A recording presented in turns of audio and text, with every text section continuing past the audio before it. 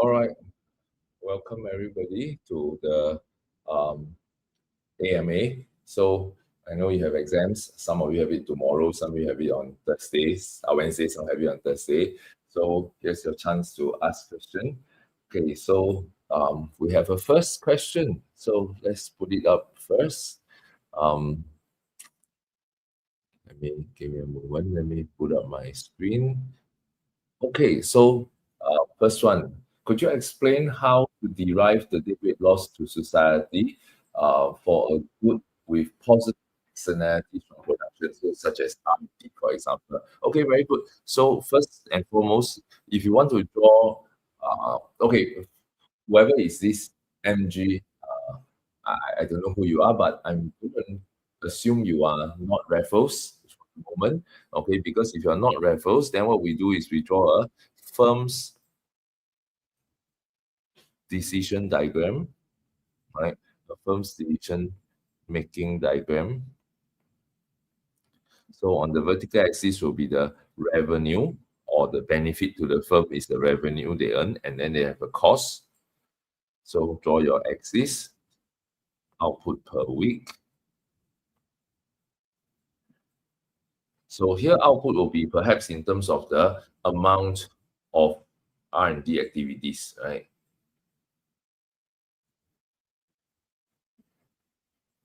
Sorry, my stylus is, I still can't get the stylus to work properly, but so you have the marginal private benefit of the firm, then you have a marginal private benefit of the firm, marginal private cost of the firm, and the intersection of the two will be the privately optimal level of R&D for the firm to do. Now, assuming that this R&D does not create an external cost to third parties, then MSC is equals to MPC. So we're assuming that marginal external cost of the R&D is zero. And let's assume that there is a positive marginal external benefit. So MEB is positive. Then what we will have is a social optimum that is higher. So left to the free market, there is a under allocation of resources to R&D or under production.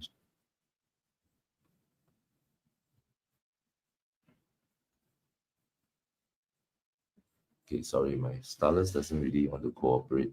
So under production. Okay, you know what I'm trying to say. Under production R&D. Okay, so wait. I think I know what's going on. I accidentally did that something. Let me rewrite this. So under. Oh, it's still not working. Hang on. Under.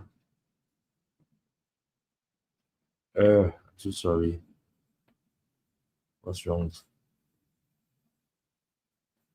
Okay, under production. All right, so then the day weight loss will be equals to this area. So how do you derive the day weight loss, right? The way to derive the day weight loss is to first compare this area called area Q, P, B, C, Q, S, which is the trapezium here. All right, so this is known as the area under MSB curve. Right, so this would be the increase in the total benefit to society if R&D activities increase from QP to QS, so the benefit to society will be this red color area. Now, the cost to society of adding more R&D will be area QP ACQS, which is this green color area. So this is the increase in cost to society. So this area under MSC curve. So as we move from QP to QS, amount of R, total cost increases to society. So you can see that the benefit to society outweighs to the cost to society. Then what is area ABC? Area ABC, right, becomes your net gain to society if this extra amount of R&D had been engaged in, but because it wasn't, right, so the area ABC is called net benefits foregone. So because these are the net benefits foregone, it will not be included into the calculation of the benefits to society. So we have what we call a deadweight loss, right? Oops. Let's just move. Let's just scroll.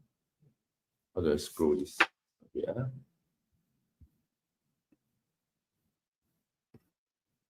Oh, sorry. Okay. So anyway, this is the um, way you show your dead weight loss. All right. I hope that answers your question. If not, please follow up with another question.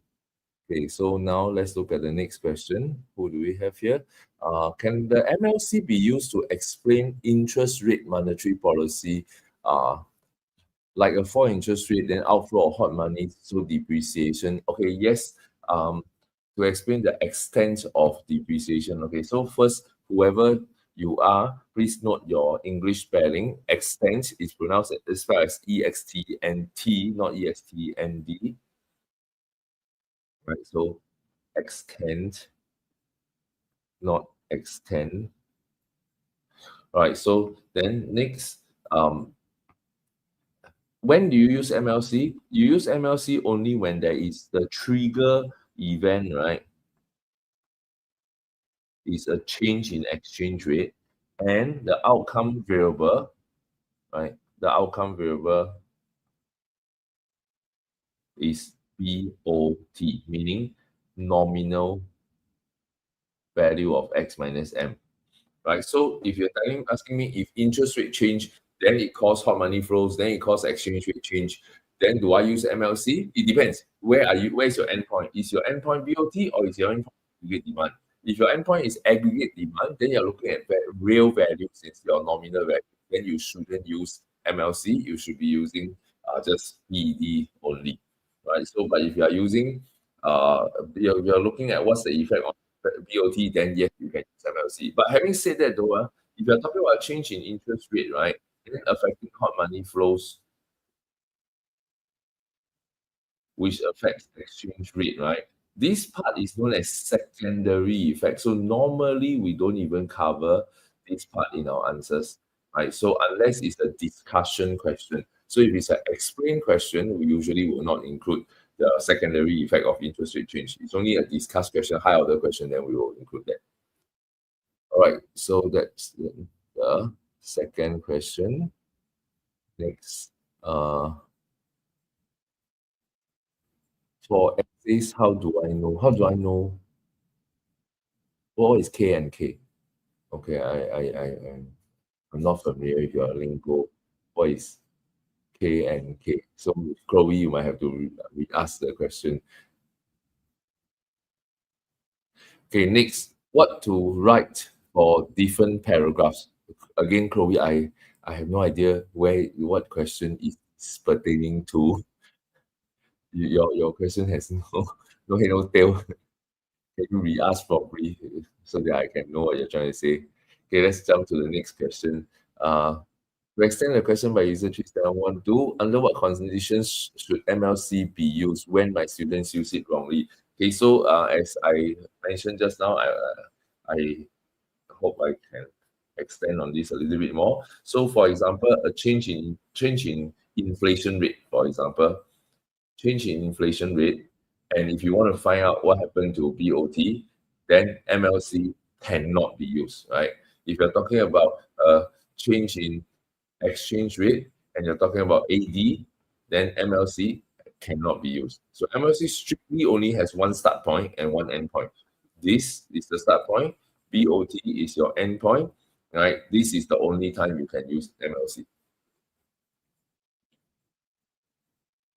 Okay, so uh, when there is inflation in a country, how will this affect the country's exchange rate? When there, okay, so it's a bit uh depends on what kind of things. What are you assuming though? This should be what WJ should be Justin, right? So if let's say what we learned previously in the last week's lesson, right? So you have inflation, let's say in country A, right? And ceteris paribus elsewhere don't have, right? So country A's PX will rise, therefore QX will fall, then countries A's X will fall, then demand for the country A's currency will fall. At the same time, when country has inflation, then PM, goods that country A buy from a country doesn't change, but the QM increases because relative to domestically produced goods, imports are now cheaper. So therefore, M rises. When M rises, the supply of currency of country A, right, rises. So if you look at the forex market for country A, the demand for the country A's currency falls, supply for country A's currency increase, then what you will have is a depreciation of country A's currency. So when it's inflation of country, this will cause your exchange rate to depreciate. Century variables, of course. Now, but having said that though, right, it depends on the rest of the world. If the rest of the world's inflation, right, is actually occurring faster than your country, then it's a different story. Then it becomes a relatively low inflation rate. Then it will actually be explained as a appreciation of your country's currency.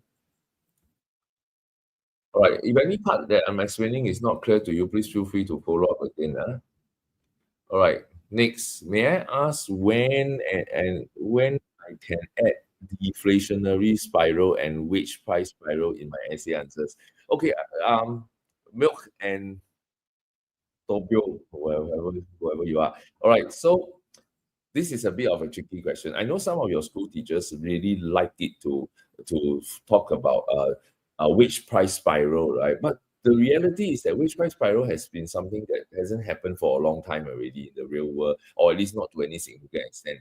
If you go back to the 1960s and 70s in the Western countries, right, in America, in Western Europe, for example, when the union power is really strong, right? So whenever inflation is high, for instance, then workers, right, will find that my real value of my purchasing power has come down, right? So then the unions, right, they represent these workers will go bargain for higher wage rates, right, to protect real incomes. And because union power is so strong, they will be successful at driving up wage rates to be higher. But these higher wage rates in turn increase cost of production, and then the cost of production will cause SRAS curve to shift up. That in turn leads to more cost push inflation, and then cost push inflation means the purchasing power of people, the workers now higher wages, right, goes down again, and then they'll feel like I'm not being able to buy as many things as before, so I want to bargain for higher wages again. So this will be a price spiral that happened predominantly in the 60s, 70s, maybe even to some degree in the early 80s. But then that's pretty much a thing of the past, because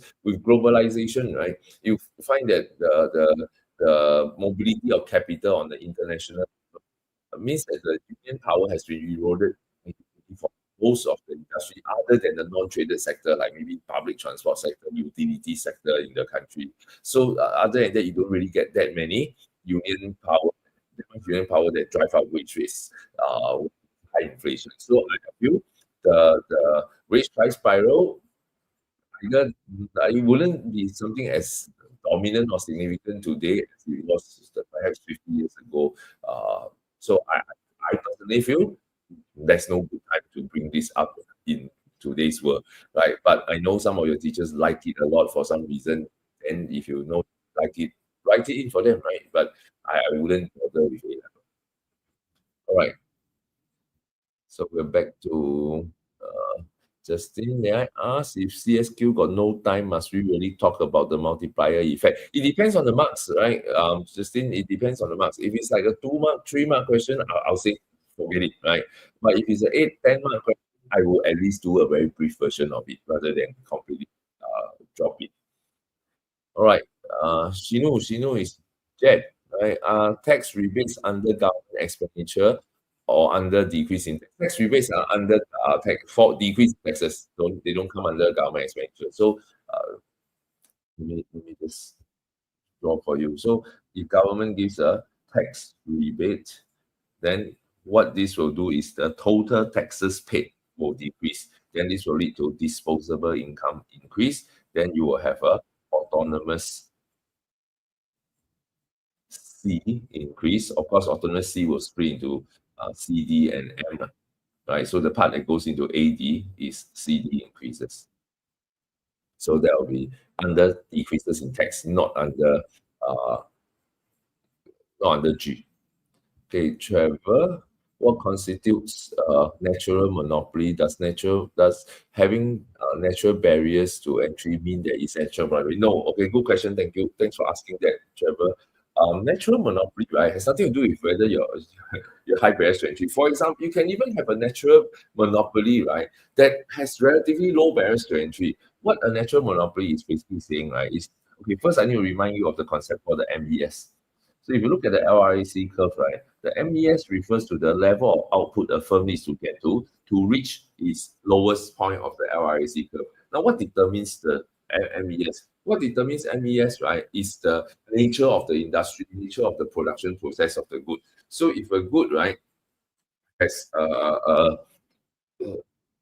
natural to the production process of this good, there's tremendous amount of IEOS that could be reaped. Maybe because very high initial capital outlay or very much scope, right, for technical EOS or whatever other.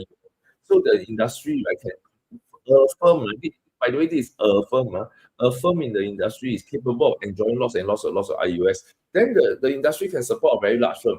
Now, but what is the market demand, right, for the good? This is not the firm's AR curve, this is the market demand curve of the firm. If the market demand is not sufficiently high, right, that it wouldn't even allow one firm to reach its MES, right, then this is called a natural monopoly. Right? So, for example, if the market demand was about maybe 100,000 units, I say per month, for example, and then your MES of one firm, right, one typical firm, right, is maybe 120,000 units. That means in order to exhaust all your EOS, this firm needs to produce around 120,000. Then obviously the industry cannot support two firms. Imagine you have two firms competing, right? And let's say each firm gets half the market share. Each firm only produces at 60,000, right? Then what will happen is that both are not producing at lower cost. So imagine the two firms start to compete with each other by maybe undercutting one another. And then one firm successfully gain more market share and produce 70, 80,000 units a month. That firm will enjoy more EOS and start pricing out the other firm, right? Eventually, that first firm would end up dominating the market. That means the market will always collapse back into a monopoly situation. That is called a natural monopoly. Now, to follow up with further with this idea, right? Something your school may not have taught you, right? Is there such a thing called natural oligopoly, right? Maybe, right, in an industry there can be MES of maybe 60,000 units, but then the market demand is roughly about 110,000 units a month, right? Then this industry can comfortably support two firms that can operate near to their MES. Then that will be like a natural oligopoly, although you don't really learn that in your school. All right, so this is the answer to that question, Trevor. Okay, next I have Cheryl asking, um, can we go through the link between micro analysis and macro analysis of the PWM? Okay, good question. This question is something that we have a rather high chance of coming out tomorrow's morning's paper, right? Although those of you from a particular JC in Bishan.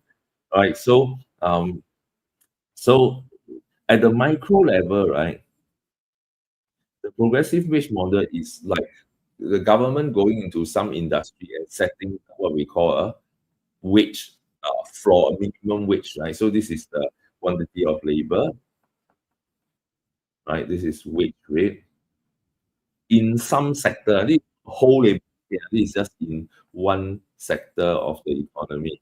So the government comes in and sets the W mean, right? So what this is to do, the goal, right, is to raise the wage rates of the workers who are the lowest income group. So maybe you go into the sectors for the cleaners, for example. Cleaners will have generally low income and low salaries, right? So the government says, let's pay them more, right? So then the goal of this policy is to reduce income inequality. Now, then you will say, wait a minute, but if we do that, right, then wouldn't unit cost of production in the economy increase? Then your SRAS, right, would actually starts to rise, right? So unit cost of production increases, then this will lead to cost push inflation, right? And it will also have a dampening effect on your economy. So this will hurt your economy. But of course, the policy doesn't work as isn't just so simple. So the PWM, right, also involve a very strong element of the government directing resources into raising productivity. So government, right, raises labor productivity in a variety of ways, right? So as I went through in class before, so skills upgrading, for example, will be one way the government will work towards improving worker skills. Second way would be um, for automation, so encouraging automation, so subsidies for companies to adopt more capital intensive methods of production that raises automation and raise productivity. And third one will be job redesign, right, to increase or widen the job scope of workers so that they generate more value. And when they generate more value, they are able to justify a higher salary. So when this happens, right, if successful, right, if successful, then productivity increases if it's greater than or equal to the wage rate increase, then your SRAS, right, doesn't have to rise. Your SRAS, instead of rising, might actually fall instead.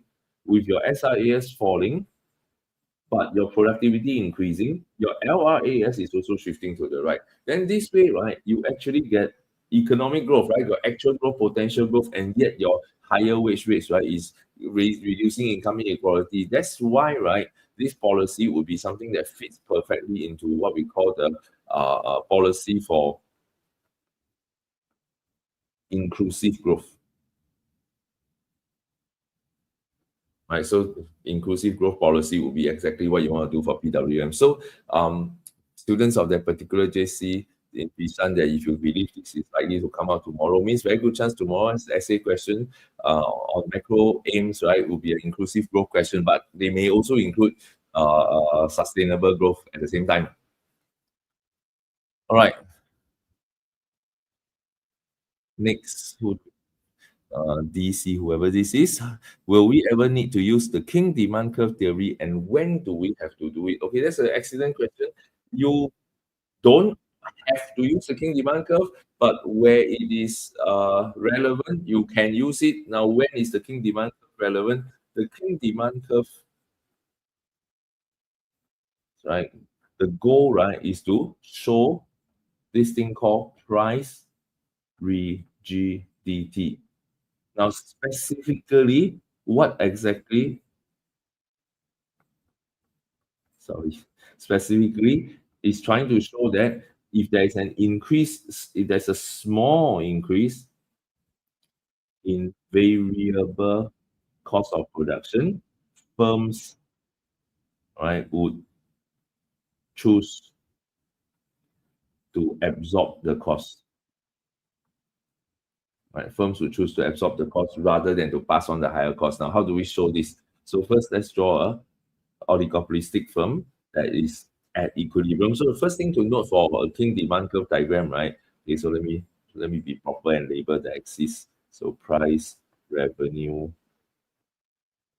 cost is output per week. So first thing to note is that the King demand curve occurs at the equilibrium point of the firm. So this P naught Q naught will be the profit maximizing price and quantity of the firm. Now, once you have this point, then you can draw a AR curve above this point that is less steep, and an AR curve below this point as steeper. Now, I'm going to assume you know the reasons why, right? So then MR curve mathematically should be twice as steep as the AR curve. Now, because of the gradient issue, so you actually end up having what we call a disjoint portion, right? You always end up with a disjoint portion of MR. Now, because this point is the profit maximizing equilibrium point, and the quantity and out price are profit maximizing point, that means the MC curve, right, has to cut through the MR curve somewhere along this disjoint portion.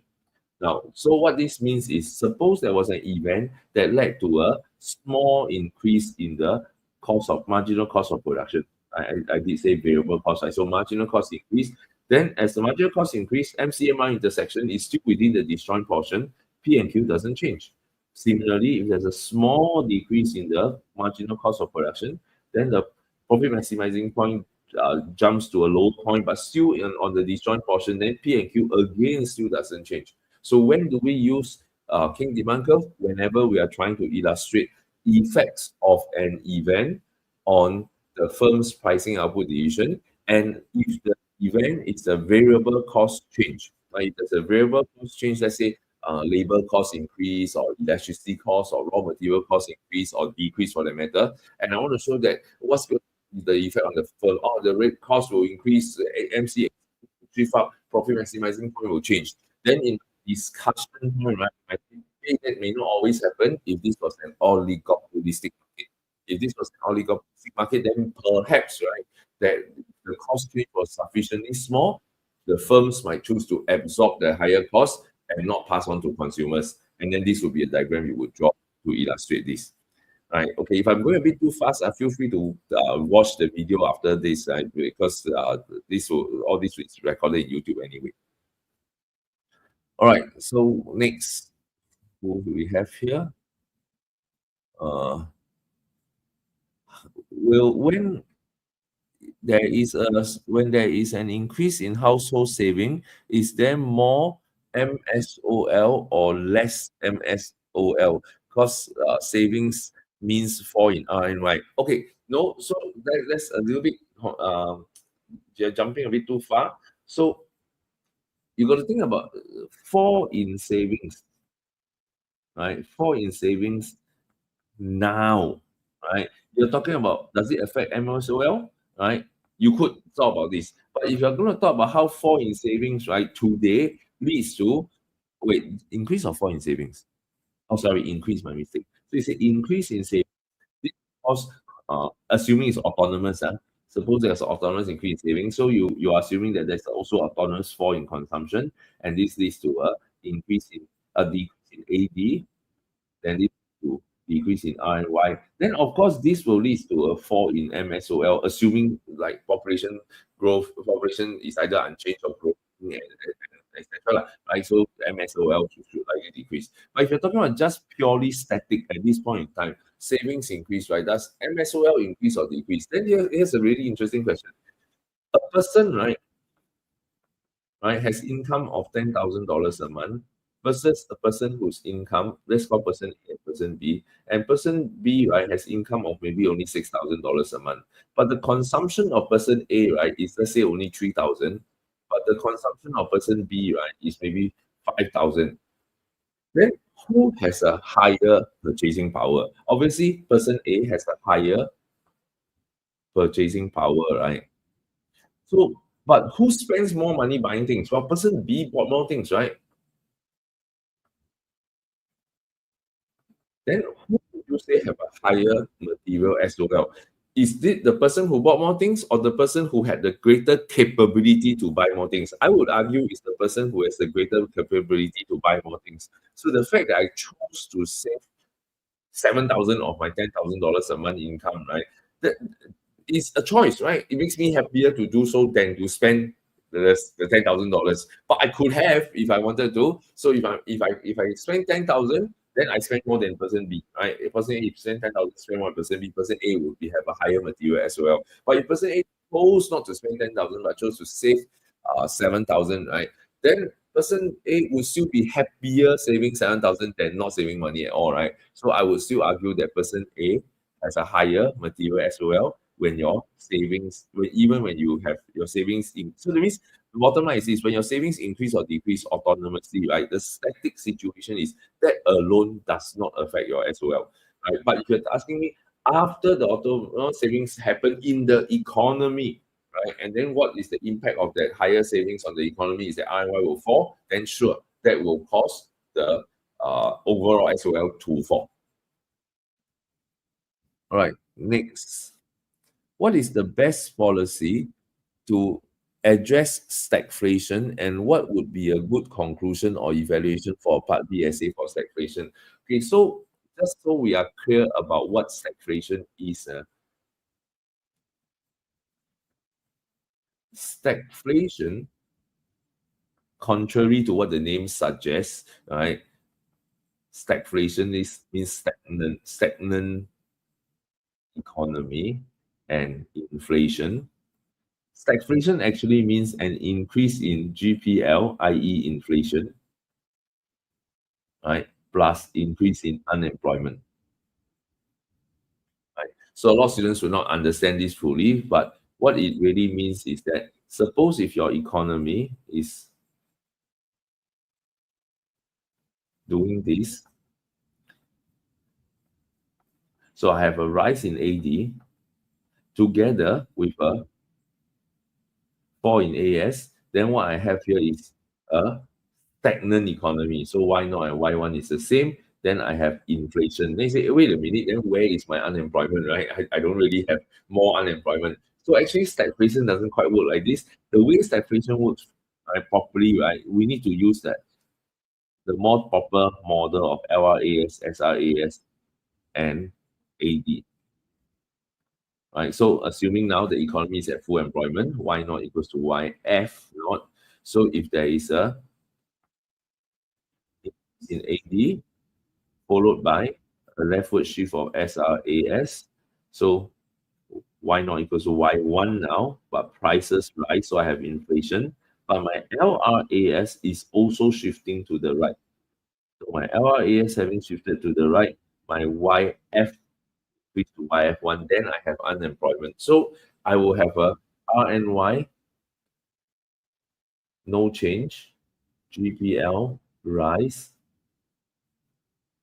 full employment, rise, so unemployment, rise, right?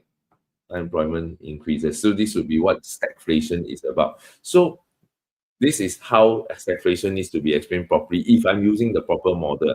Now, most of your school don't teach this model, right? So your school will choose a simpler model. So for your school to show stagflation, right, the way to do it is to have a AS shift this way only. So they use AS shift to show RNY falling and GPL rising to create a unemployment increase. But then they no longer get stagnation. Okay, but for your most of your school model, this is called stagflation.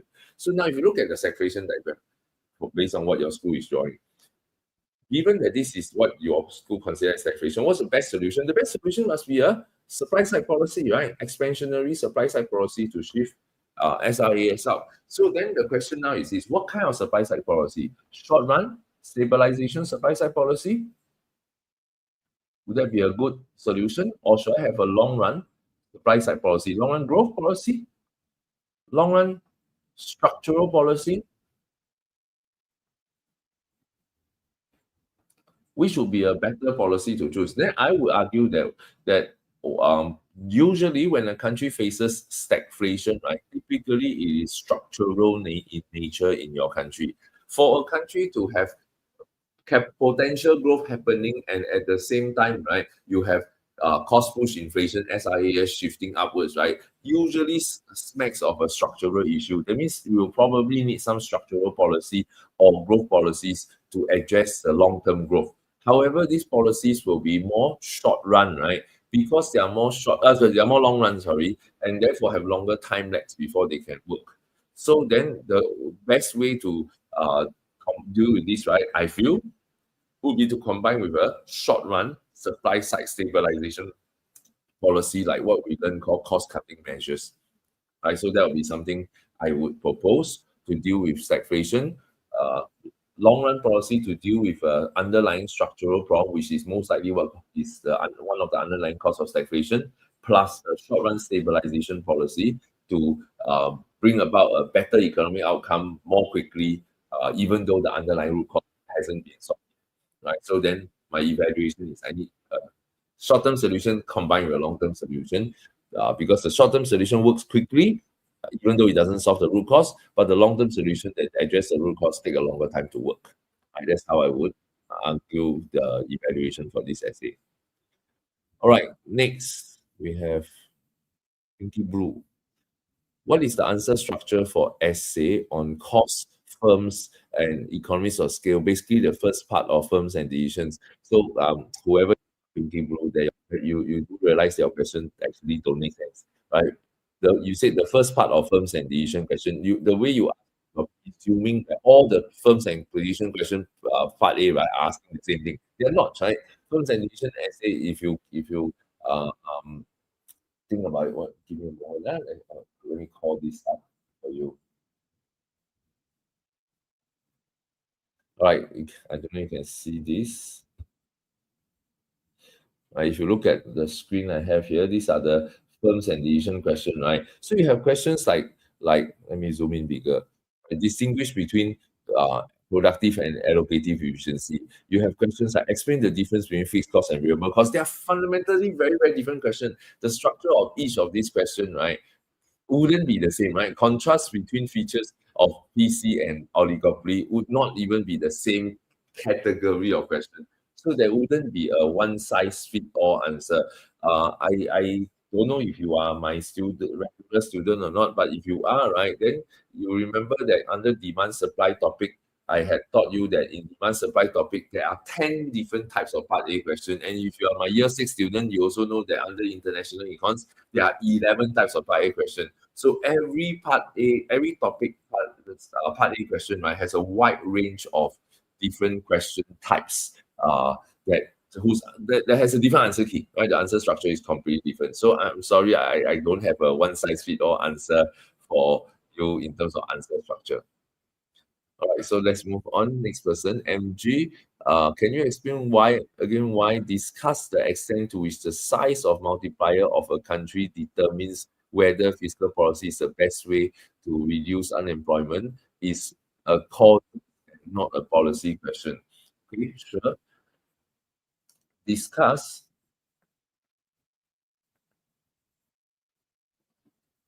the extent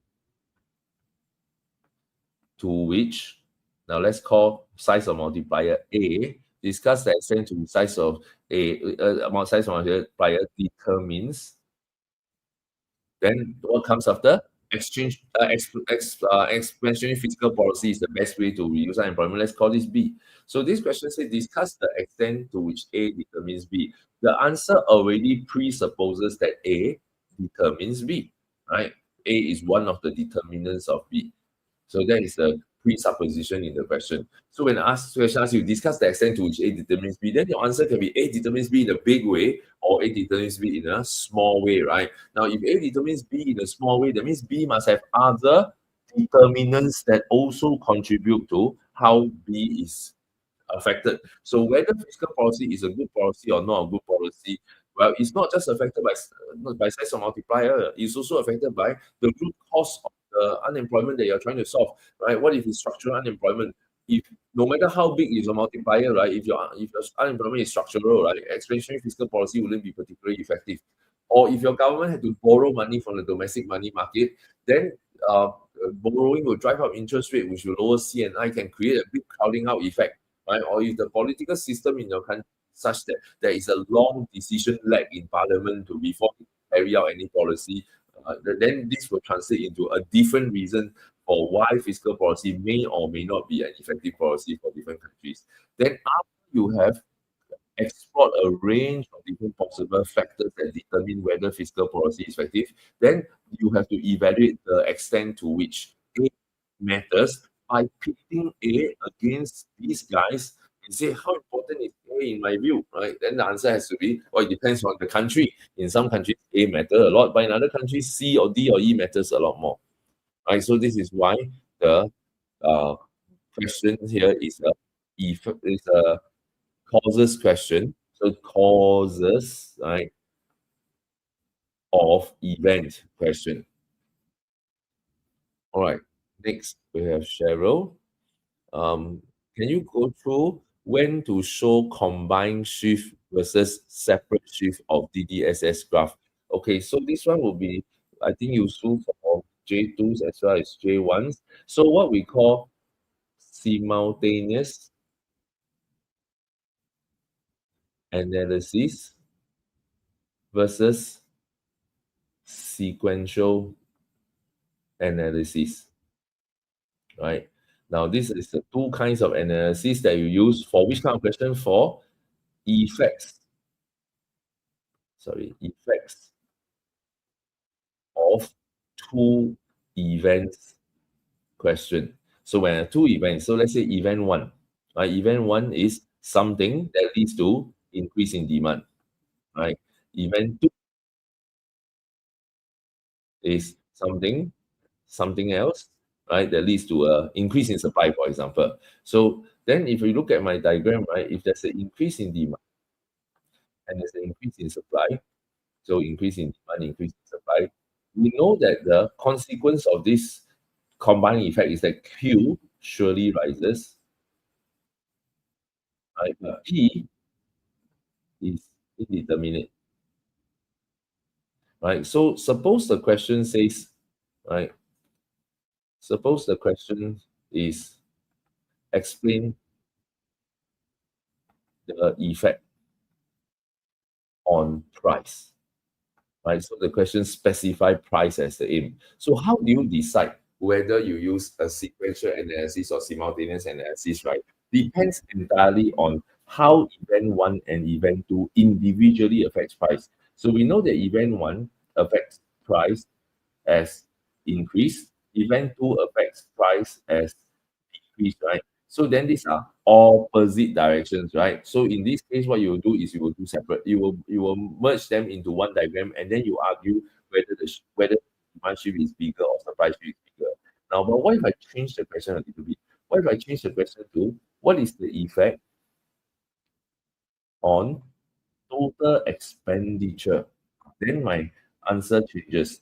If my total expenditure it's my final variable. If demand rises, total expenditure rises. If supply rises, what will happen when supply rises?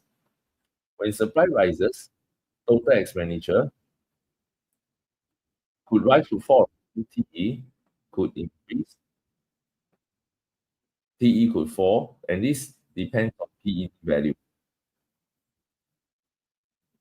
Now, once it's depend on PE value, then you don't know which one is it, right? Then you have to see what is the PED. Now, I think the best way for me to illustrate to you, I call on actual essay question. Uh, This is the actual A-level essay question in 2019. Okay, so the 2019 question, I hope you can see this. If you cannot see this, please open up your 10-year series or check the answer yourself, check the question yourself. So the question tell you explain how, the question say explain how the firm's total expenditure, so the outcome variable is identified as TE, would have three results. As a result of what? As a result of the event one, increase in the demand for the firm's good, and large number of workers have been retiring. So if you look at the event one, if the demand for the firm's good is rising, therefore the demand for the firm's labor is rising, the wage rate paid out increases, the quantity of labor increases, the total expenditure on labor rises for event one. Right, so just for event one, total expenditure rises. Now, what about event two? So for event two, as the large number of his workers retire, the wage rate increases from W0 to W1, employment decreases from Q0 to Q1. Then what will happen to total expenditure on labor? Now you got to look at what's the information given. So the information you're told here is that is demand for labor is price inelastic, which means that the increase in wage rate should be more than proportionate to the fall in quantity. So total expenditure rises again. Now, once I have these two conclusions, then I say, okay, so TE rises for event one, TE rises for event two, right? Then the combined effect would be TE rises for sure. Then in this case, right, my essay structure, right, would be following a uh, sequential analysis. So I will split my essay into a R1 for event 1 and R2 for event 2. And then maybe I add a final statement or conclusion at the end. So I say that since event 1 would have caused total expenditure on labor to rise, and event 2 would also have caused total expenditure on labor to rise, then the combined effect is total expenditure on labor rises. All right, so then to summarize now for Cheryl, so this is the summary. If each of the two events affected the outcome variable in the same direction,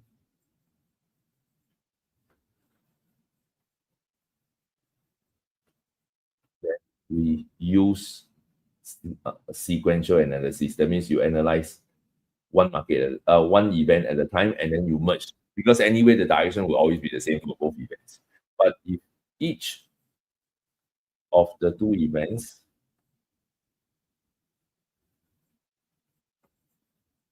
affected the the outcome variable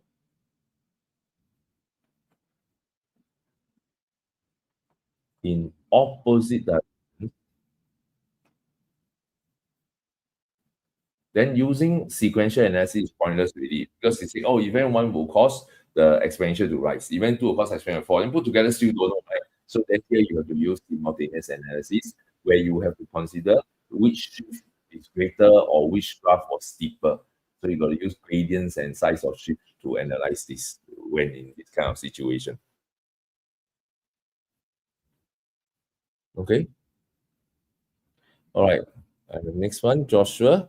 When explaining that AD improves as a result of X minus M rising, do I need to explain how M is decreasing, specifically for questions like decreasing exchange rate? So, Joshua, since you are coming from Eunoia JC, right, then the answer is no, you don't have to, because EJC is explained, as far as I know, EJC is explaining this concept correctly. The way EJC explains, right, EJC recognizes that the M, right, doesn't matter in AD, right? So because EJC recognizes this, then any changes, any event that affects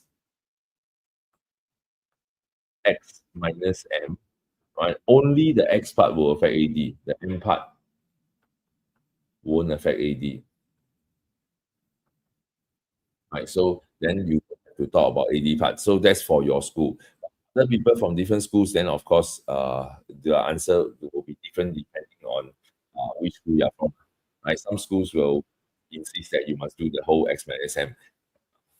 As far as I know, only two schools are teaching this in a mathematically precisely correct way, which is Eunoia JC and Dunman High School are the only school teaching it correctly there. As far as I know, right? There could be others.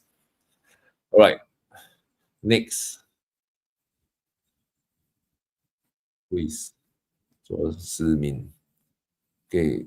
What demand side inclusive policies are there? Can I say something like the government expenditure on healthcare for lower income households? Yes, I think that works fine, right? So if government spends on education or healthcare on lower income household, right? So the spending will be an expansionary demand side effect. So you read about immediate, right, short-term economic growth.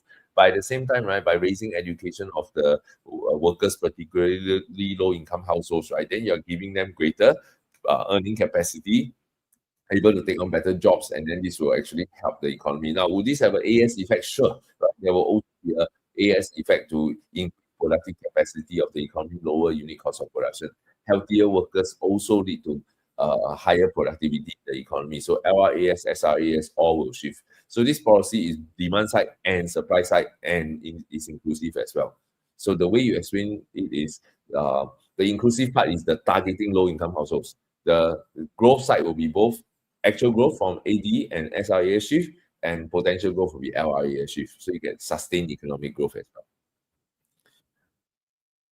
Right, Clarence, if a part B question were to ask, when should a government be concerned about increasing balance of trade deficit?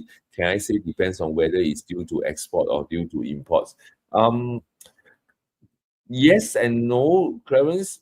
Typically, right, if you remember what we just learned this week in class, right, what can cause a CA deficit, right? Those events that affect CA deficit typically will have affect both X and M at the same time, right? It's not typical that CA deficit only the events that affect your CA deficit only affect X or only affect M. I mean, it can happen, but in the real world, typically both sides, right? So, But regardless, right, even if you have an event that that causes your CA deficit, right, is caused by falling X, that's really something to be concerned about. If your CA deficit arises because for some reason or other, right, people in your country are just importing excessively, right, that would excessively meaning that would suggest that your M is high relative to perhaps X, right? Which is why would that happen? Maybe there's a structural issue. Maybe you got inflation that's too high. Maybe your country's quality of goods, right, is not able to match up to the rest of the world, or at least your quality improvement is slower than the rest of the world. So remember, Clarence, the more important thing to take note of, right, is whether a deficit should be a concern, is whether it's persistent or temporary, right? If it's a temporary deficit, then we should be like, okay, no issue, let's watch and see if things improve. If things improve, then things improve, right? If they don't, that suggests there's a structural issue. And if it's a structural issue, it will never just be on X, on M. It will be both sides, X minus M will be affected, right? And it signals an underlying structural issue in the country. So the better way to classify whether a government should be concerned or not is persistent versus temporary rather than demand import side or export side. All right, next. I have user 1216. When there is an increase in household saving, is there more MSOL or less MSOL? Cause wait, isn't this the question wait, am I quick? Didn't we see this question earlier already?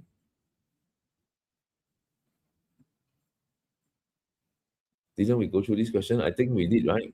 Okay. Okay, next. Can we use progressive wage model as a policy to reduce unemployment or strictly for income inequality? Progressive wage model is not a policy to reduce unemployment. It is strictly a policy to reduce income inequality and achieve inclusive growth. If you think about it, right, progressive wage model is actually a policy that will cause some unemployment, right? If the goal of the policy, right, is to, I mean, the way the policy works is to set a minimum wage above the market wage rate for the low skilled workers, right? That in theory should immediately cause some of the workers to lose jobs, right? Then you say, I upgrade the skills of the workers, retrain them and raise or automate, right? Raise productivity, right? But raise productivity of these workers, right, will just help the remaining workers who are employed to justify their higher pay because now they're doing more work. But then somebody gets laid off, right? Somebody gets laid off to free up the dollars, right? To use to pay the remaining workers more. So it is never a policy aimed at reducing unemployment ever, right? PWM is squarely a policy aimed at trying to improve income inequality, trying to reduce income inequality. Just that we don't want to do so at the expense of competitiveness and creating cost push inflationary pressures in the economy. All right, next. Zero provision of public goods and direct provision of public goods by the government. Okay, so uh, if you look at the syllabus document, the syllabus document says that the market failure for public good results in what we call non-provision of public goods by the free market, right? And what's the reason why this happens? So you have non-rivalry and non-excludability that contribute to this. Now, if you know your syllabus well, you know that there is also this thing called non-rejectability. However, non-rejectability is while it's a characteristic of public good, it is not responsible for the public good outcome of non provision by the free market. To explain non-provision by the free market, you will only use non-rivalry and non-excludability. So the idea here is that if a good is non-excludable, then you can't charge a price, right? If you can't charge a price, then consumers will not want to send a market signal to say they wish to buy a good. But is that always going to be true? It turns out, right, that if the good is rival, that means when person A buys a good, person B free rides on person A, and therefore person B don't want to signal the willingness to pay for the good because I can all free ride, right? That ability of free ride doesn't last forever if the good is rival, right? If I buy a good that is rival, but it's not excludable. You get to free ride on me for as long as the good is not exhausted. So the moment the good get exhausted, your ability to free ride stops, right? So what's that to say, right? You're not going to like, oh, but I really want this good, right? And since there's no more ability to free ride, since there's no more good available, right? I might buy the good, right? Now, however, right, if this good is also non-rival, like if I add non-rival, then non-rivalry changes the nature of the good. Right? Non-rival plus non-excludability allows consumers to free ride indefinitely.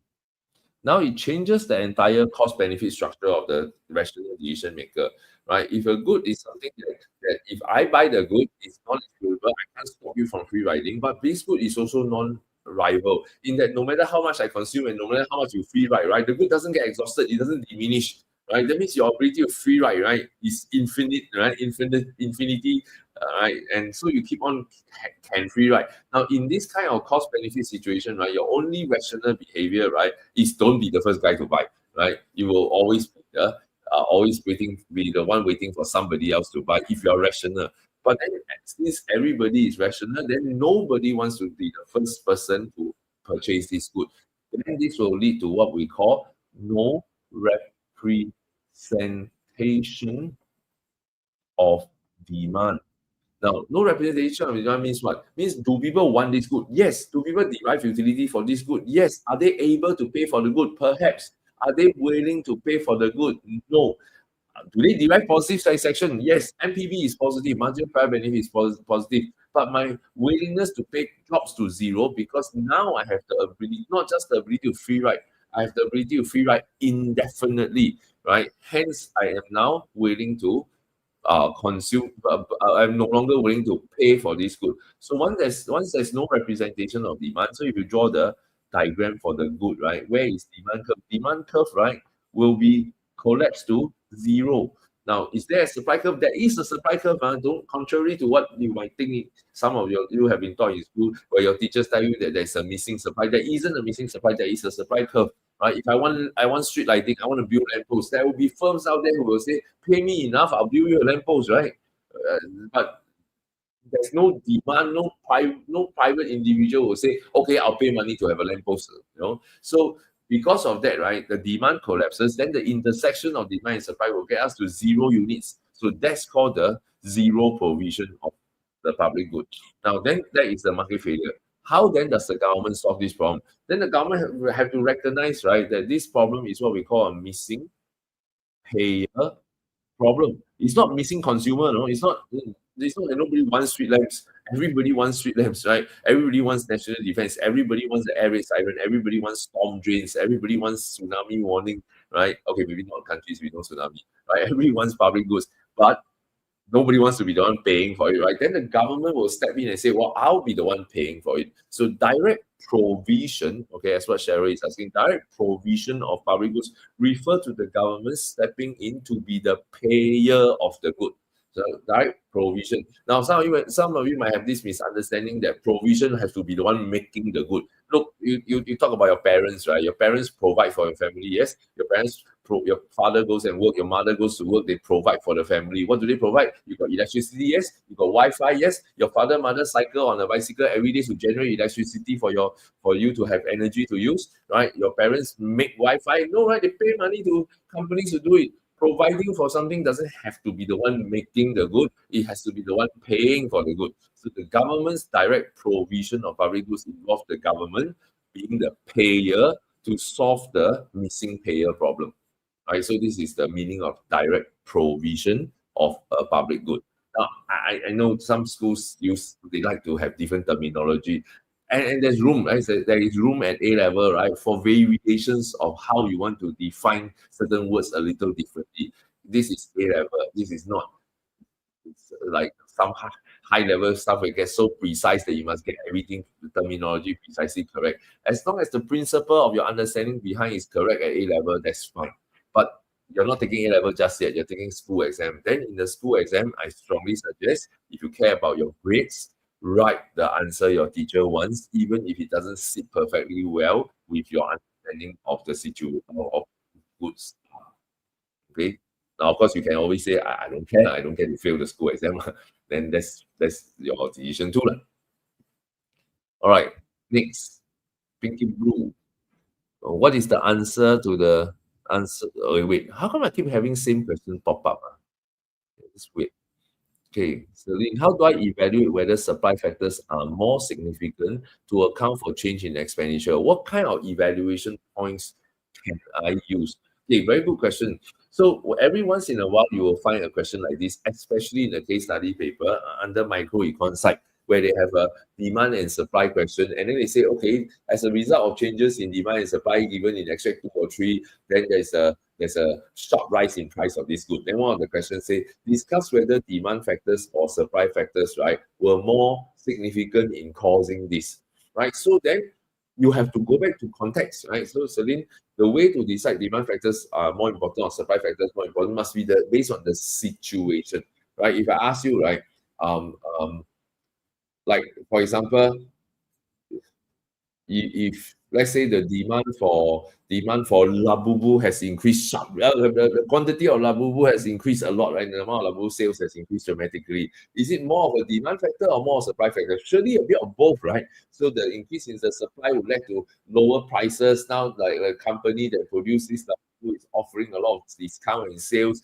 but they also do a lot of marketing, a lot of social media marketing that gets a lot of attention to this. Then demand factor and supply factor. So you ask me which factor matter more. It is not a theoretical thing. It's not a theoretical discussion. It is a real world discussion. Do you think in the real world the demand factor play a bigger role or supply factor play a bigger role? Then the answer has to be based on two things only, right? The magnitude of shift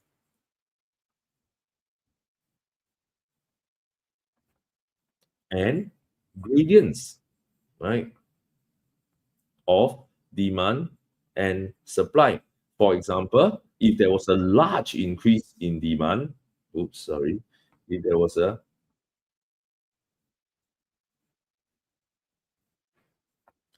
large increase in demand and a small increase in supply, then obviously in this case, demand factor play a bigger role. Conversely, if there's a small increase in demand and there's a large increase in supply, then the equilibrium increase that is large is now caused more by supply factors, right? So this will be more a supply factor. But you can also, for instance, right, say, what if the demand was shifting against a very gentle, sorry, my mistake, let me redraw this. What if we say that the demand was shifting against a very gentle supply, right? That the quantity increase is a lot, but the supply was shifting against a steeper demand.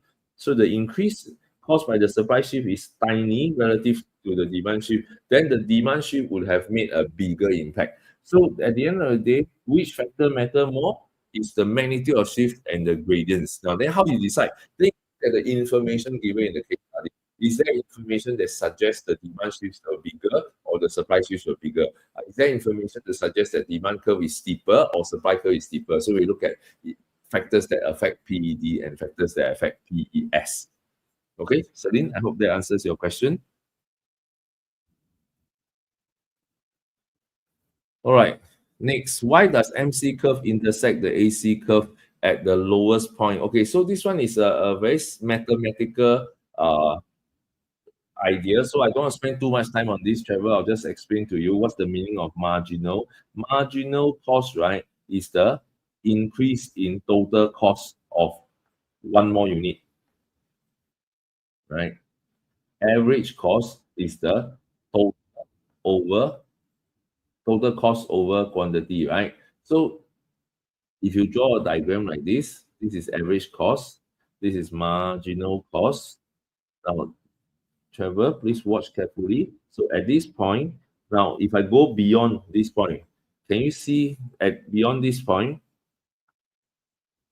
marginal is higher than average, right? So marginal cost higher than average cost when what? Average cost is rising, right?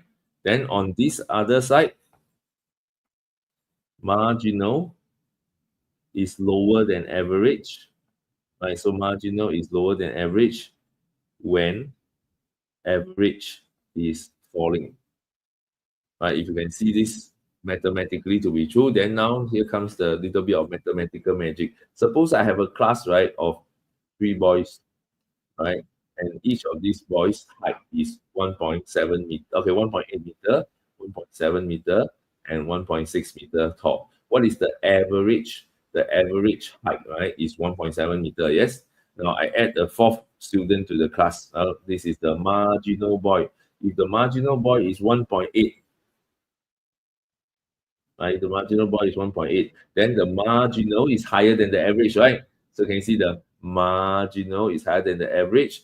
When the marginal is higher than the average, then the average must rise, right? Because your average now is 1.8 plus 1.7 plus 1.6 plus 1.8. The average will surely rise above 1.8.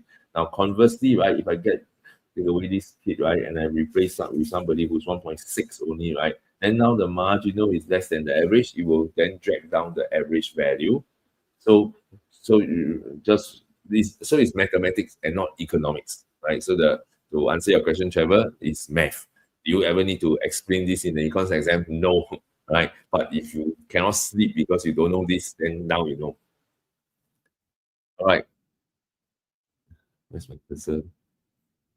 Okay, how do we know what to write in each paragraph for essay on firms and decision? How you know? It will depend that you have to. I can't teach this to you in 10 minutes. I can't teach you in 1 hour. We have to use 4 5 hours of going through question, learning the different types of question for firms and decisions. So firms and decisions questions, right, are generally categorized based on concepts. So under firms and decision, you have things like shutdown condition question. Then you have price discrimination question. You have objective for firms question. What happens when the firm aim to maximize profit? What happens when the firm wants profit satisficing? You have firms about short run, long run costs. Right? You have firms about efficiency. Right? You have firms question about growth of firms, benefit and cost of growing bigger. So there are many different sub concepts within firms. Each one has a different style of question. So you need to learn the full range of the uh, firm's question before you can see how to answer each type differently. So you're gonna have to wait till we do revision. Wait till okay. I don't know whether it's year 5 or year 6. Okay, I'm assuming you are my student. If you are my student, then if you are in the RI class, right? Then we'll be learning this in term 3. Right? In term 3, we'll be looking at how to answer these questions, right? And if you are in the year 6, right? Then year 6, right? We will not have a dedicated section where we learn about these questions. We will be doing this as we explore various past year papers, right? Then we'll come across question. I don't know. I might go do a video on this to go through with you guys.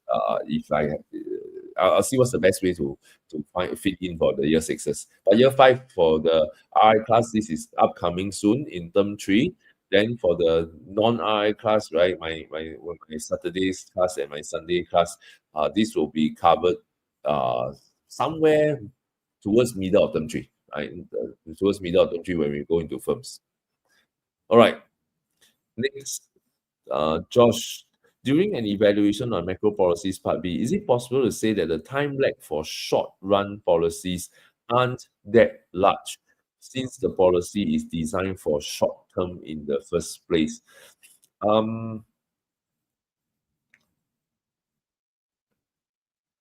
Not necessarily, right? For example, right, Josh, if you have expansionary fiscal policy, that's a policy designed to be a short run stabilization policy.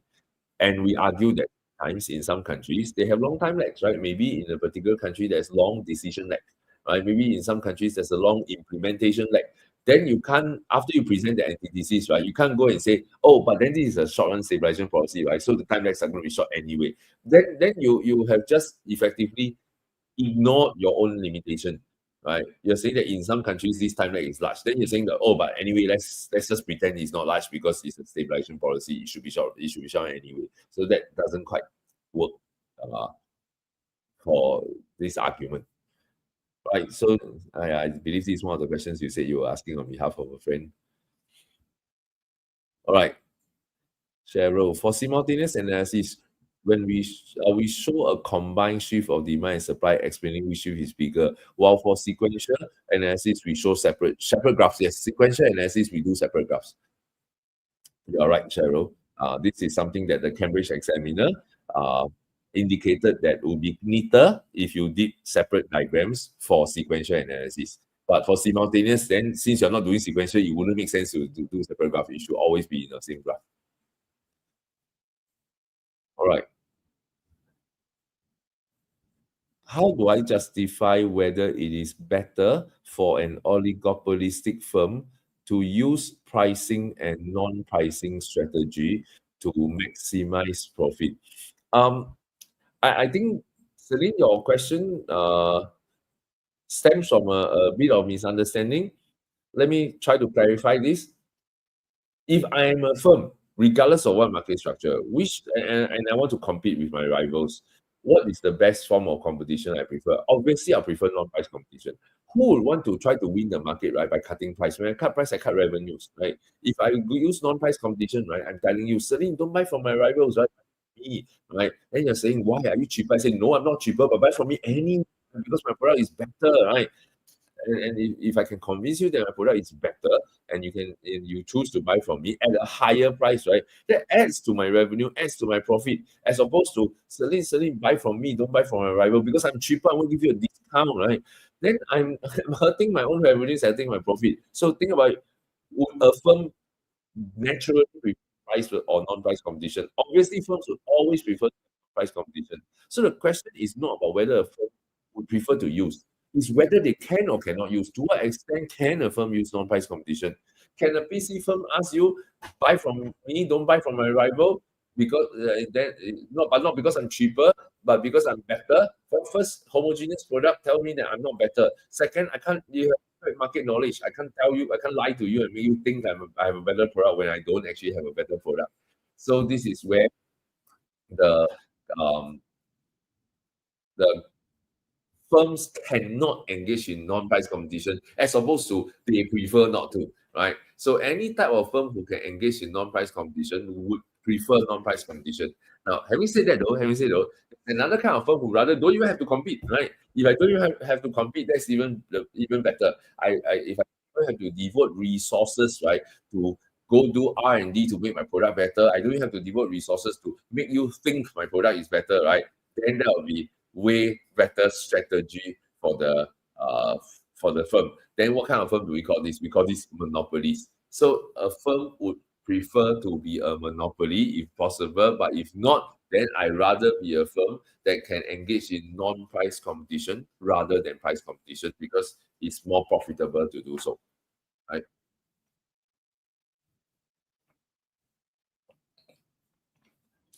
All right.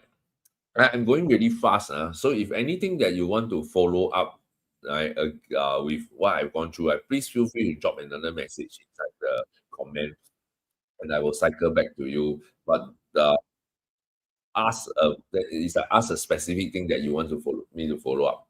All right. So now let's look at the Cheryl's question. Can you go through this equilibrium type of question? Okay, sure. Let me open the this equilibrium type of question. So the this equilibrium type of question, right, actually came out twice, right? Once was in the 2018, the Ed Sheeran concert ticket question, and the second time was in the 2020 water question. So let's talk about the Ed Sheeran question first. Now, why is this question called a this equilibrium question, right? Because the question asks you to explain why there is excess demand. Excess demand means we are not at equilibrium already, right? We have a shortage in the market.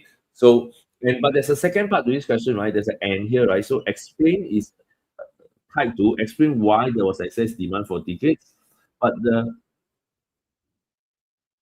explain has a second part. So explain why there was a high resale.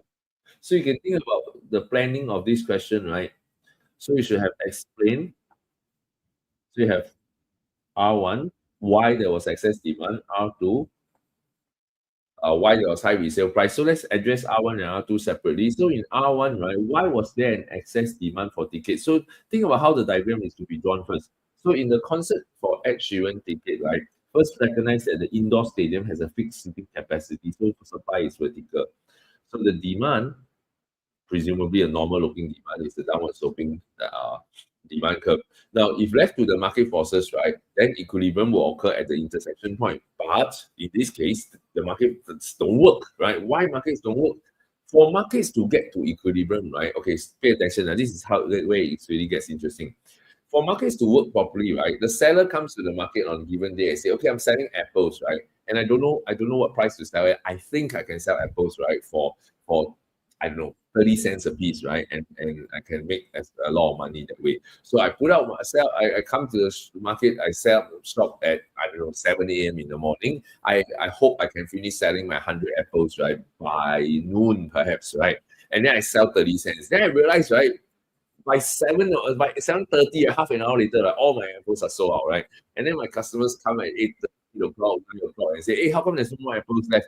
And then I start to get the sense that, hey, maybe I set the price too low, right? So tomorrow, when I come to the market, I raise the price, right? Maybe I sell it at 40 cents. And then by 7:45, I'm sold out, right? And then my customers come at 8:30 are complaining that I have no apples to sell to them.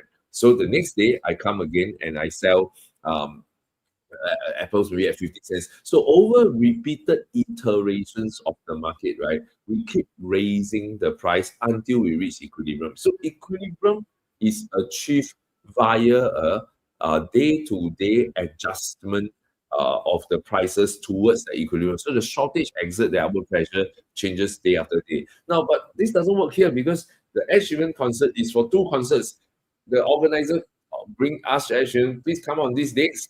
I said fix the date, book the stadium. I announced to the world we're going to have a concert on these dates. And today, once it's sold out, right? There's no tomorrow. There is no, oh, shucks, we set the price too low, right? So if we set the price at 180 and there was a shortage, right, then it simply means that the price was set too low. And if your job is to explain why, then give me a reason why the price is set too low. Why did the concert organizer choose to set the price lower? Knowingly set too quickly or unknowingly? A profit-driven firm, right? Quite unlikely they'll be like, I care so much about my fans being able to afford my concert, right? I'll just set a price. That could happen, but unlikely. More likely, right? More likely is that they have imperfect information. They underestimate the true popularity of Ed Sheeran. Maybe Ed Sheeran's popularity was at the green color demand, right? But the concert organizer had underestimated it to be the red color D1, right? So then they price it at 180 where they think was the equilibrium price, but it turns out equilibrium is higher. So that's one reason that you suggest why the demand for Ed Sheeran tickets were low. Why at 180 there was a shortage, right? Now, alternatively, the other popular answer is to bring in the idea of scalpers. Right? Scalpers are people who unnecessarily push the demand up or artificially drive demand above equilibrium. So maybe, right, the red color demand D1 is the true demand curve, right, for Ed Sheeran concert. But you have a bunch of scalpers coming in, right, recognizing this as an opportunity to buy something very limited edition and then later go to carousel to sell at a higher price, right? So then they come in and add to the demand in the immediate term, and that drives a excess demand. So that could be a reason. So now got two reasons, right? Now R1 gives me enough time to write one reason. Now don't write two reasons, right? If you write two reasons and you fail to elaborate on each one properly, right, you end up having a lousier score. So choose one point and run with it, right? Give a thorough explanation. Don't just tell me the point and then explain conceptually. Describe the situation, right? If you tell me that there's imperfect information on the part of the concert organizer, right? Then say why might they have imperfect information? Because maybe if Ed Sheeran is a new celebrity, hasn't ever come to Singapore, there's no historical data for them, for the concert organizer to estimate meaningfully, right? What is the demand for Ed Sheeran's concert? If you say, oh, Ed Sheeran was in, I don't know, Manila for another concert, but the demand may not be the same, right? Or if Ed Sheeran had come to Singapore before, right? Maybe a couple of years ago, but so demand supply conditions have changed, right? So it's because of this, right?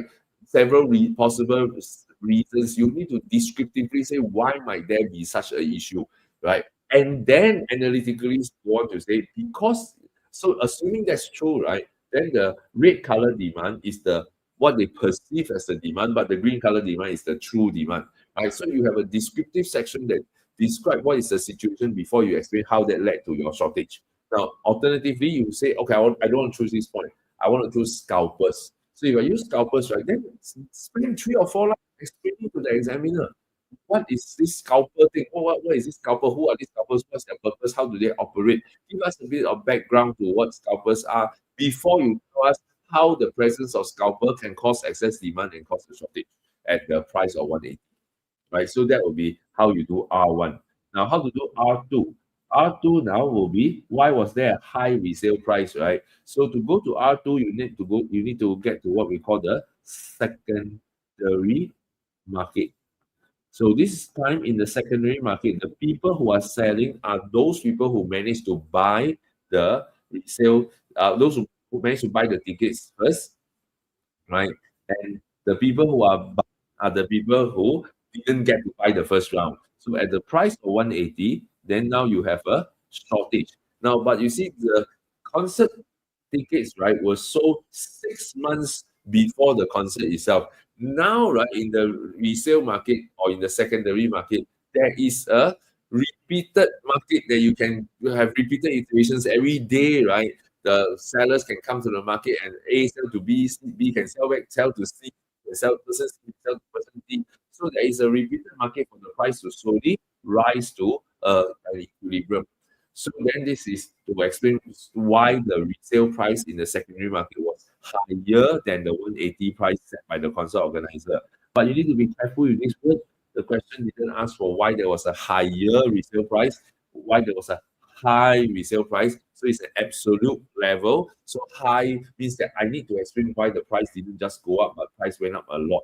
And to explain this, right, then the best way to explain this is to use a steep demand curve. So to argue that perhaps the concert was very due to absence of close substitute, right? The demand would have been very price inelastic, right? As the reason for the steep demand curve that would explain why the price didn't just rise, but rise to a very high level. So this is an example of what we call a disequilibrium question. So let's pause here for a while, summarize. What does it mean to be a disequilibrium question? Is that the market didn't reach an equilibrium. How come it happened? Right? Explain why there was this disequilibrium. And in this 2018 case, there was a follow-up that says, okay, so if there's a disequilibrium, then what happens next, right? Now, if we go on to the next question, the 2020 water question, right? The 2020, let me erase this stuff first. Yeah, a lot of lines blocking my question, so I need to get rid of some stuff to make space. All right, so for the 2020 question, explain why a shortage might still exist after the price of water after it rise. So here you need to understand the situation as PUB is the water seller in the country. So there's a demand for water by people in Singapore. There's a supply of water that PUB produces. The supply curve is upward sloping in the sense that the PUB has a cost, right? However, PUB have decided, right, to set a price for water below equilibrium to make water affordable. Now, what happens now is a shortage in the market will occur. So you have a quantity demanded greater than quantity supplied, resulting in a shortage. So the question didn't ask you why there was a shortage. Why was there a shortage? There was a shortage because, right, PUB had set prices below equilibrium, right? Now, why did PUB set prices below equilibrium? A whole host of reasons. One of them, for sure, right, one of the reasons must be concerns about equity, concerns about affordability of water, right? So they deliberately want to make water not too expensive. But here's where the kicker is, because PUB, right, doesn't want people's tap to run dry, right? The actual quantity sold of water is actually set at equals to QD rather than equals to QS. Meaning, right, when we turn our taps, right, no matter which day of the month, right, the water keeps running, right? Even though at the price of P naught, our quantity demanded far exceeds what PUB is supposed to be able to profitably sell, right? PUB will continue to sell us water. Now, where this water is going to come out of? It's going to come out of our water reserves, right? It's going to come out of water reserves in our reservoirs. So then PUB looking at this situation is going to say, well, it's not sustainable, right? I can't keep on draining my reservoirs to let people consume as much water as they like. Perhaps my water price is too low, so I'm going to need to raise water prices. And PUB decided that they will increase water prices based on what the question say. So now we know that water price has increased, but the question say why there was still a shortage, right, of water in spite of the price increase. Then the answer, there can only be one answer. The new price, right, was not sufficiently high. Then the question is why? Why was the new price not sufficiently high? And now 10 whole marks is on this issue, right? Then your essay question will have a R1 and an R2. R1 will be one reason why the water price was not the new P1. Why was it not sufficiently high to clear the market? R2 is a second reason why the price was not sufficiently high. And what possible reasons can you give? You can still fall back upon the equity consideration by the PUB choosing to raise water price but worried that people cannot afford. So worried that low income households might not be afford. So they moderate how much they increase. Or it could be that they did raise it to the new equilibrium, just that demand continued to increase. The last sentence in the preamble kind of hints at there is continuously rising demand, perhaps maybe due to population expansion or lifestyle changes, right? Demand keep on rising, right? So even if the PUB had raised the water price to the right level, continual growth of demand keeps pushing demand higher and higher, even at new price there's a new shortage. That could be a reason. A third possible reason is that PUB had wanted to raise the price to the right level, but due to imperfect information, it wasn't able to raise the price precisely correctly to the right level. Right. So this is what we call a disequilibrium question. So now to summarize, for Cheryl who asked this question. So the way to what is a disequilibrium question requires first that there is a disequilibrium, there is a shortage or surplus that exists in the market for some reason. Our job in this question typically would be to explain one or two reasons why the shortage exists. Right. So in the case of 2020, two reasons why the shortage exists. In the case of 2018, one reason why the shortage exists, and R2 was to talk about so what happens when there's a shortage? How, was there a secondary market that emerged out of this, or what you call black market emerged out of this? All right, so that will be the two variations of question that Cambridge have set. Now, if your school teachers are going to model their question after Cambridge, right, it's going to look like one of these two questions. Okay, next. For positive and negative externality in production or consumption, does it matter which curve is shifted, like MPB or MPT can be shifted? Will it be accepted by schools? Okay, unfortunately, no. Right. So, which will be accepted really depends on your school. So, let me try to be clear as I can. So, in all schools except the one in Bishan,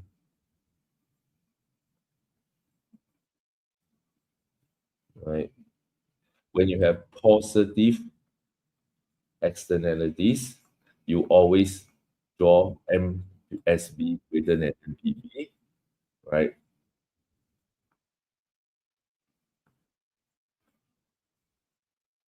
I don't care whether it's consumption externality or production externality, you will always draw MSB greater than MSB.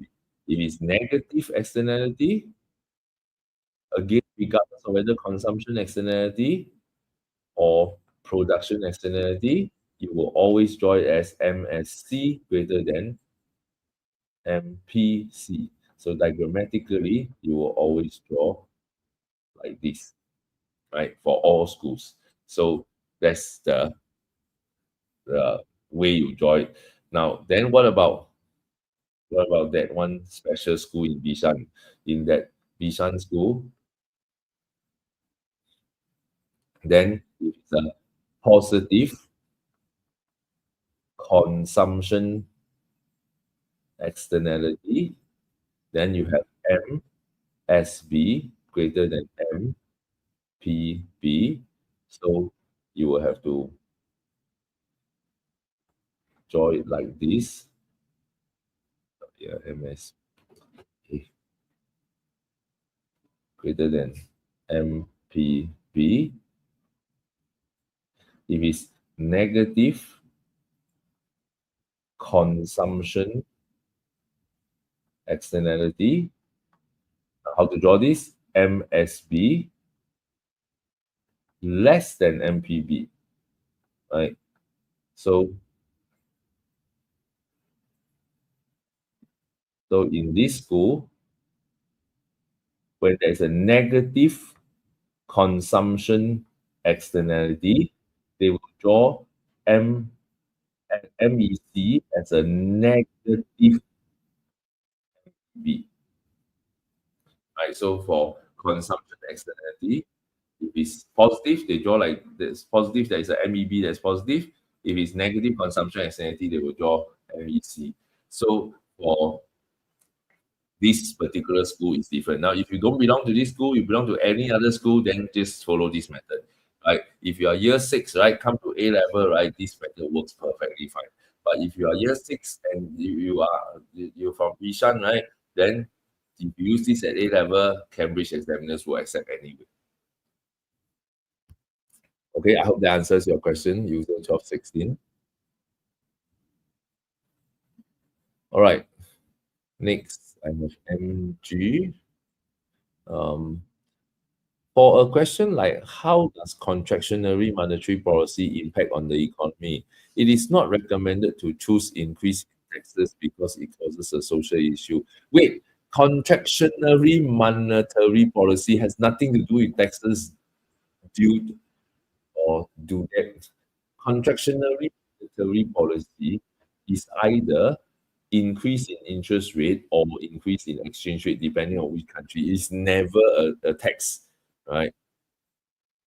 So unless you're talking about contractionary fiscal policy, if you're talking about contractionary fiscal policy, then you either decrease in G or increase in tax. Now, can you use decrease in tax for contractionary fiscal policy? It depends on your policy. It depends on your policy objective. If your policy objective is to lower inflation, right, then it'll be kind of silly, right? Imagine the people in the saying that, oh no, inflation is high, things are getting expensive, my dollars are worth less and less, I cannot buy so many goods that I used to be able to buy. I look to my government and say, I voted for you, come save my ass, right? Help us. Our dollars cannot buy much things anymore. Then government says, okay, don't worry, people of the country, I'm here to save you, right? Because of inflation, every dollar is worth less and less. So we'll come out with a policy by taking away more of your dollars. Right? We'll take away more of your dollars, and that will somehow help lower inflation. Will it? Sure, it will, but it doesn't look good, right? No stupid government in the world do that except for one particular government in England in 1960s, right? Under the Conservative government, under Prime Minister Edward Heath in England's Conservative Party, that actually used tax hikes, right, as a way to counter inflation, right? And you can predict what happened. He lost his election, right? So not a very clever thing to do. That's pretty much the only example I can find of a government who tried to use higher taxes to try to lower inflation in the country, right? So most of the time, the government will cut, right?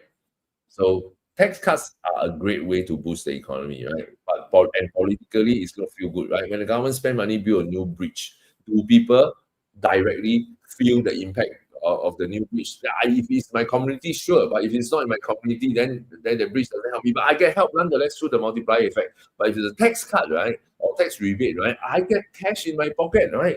I get cash in my bank account.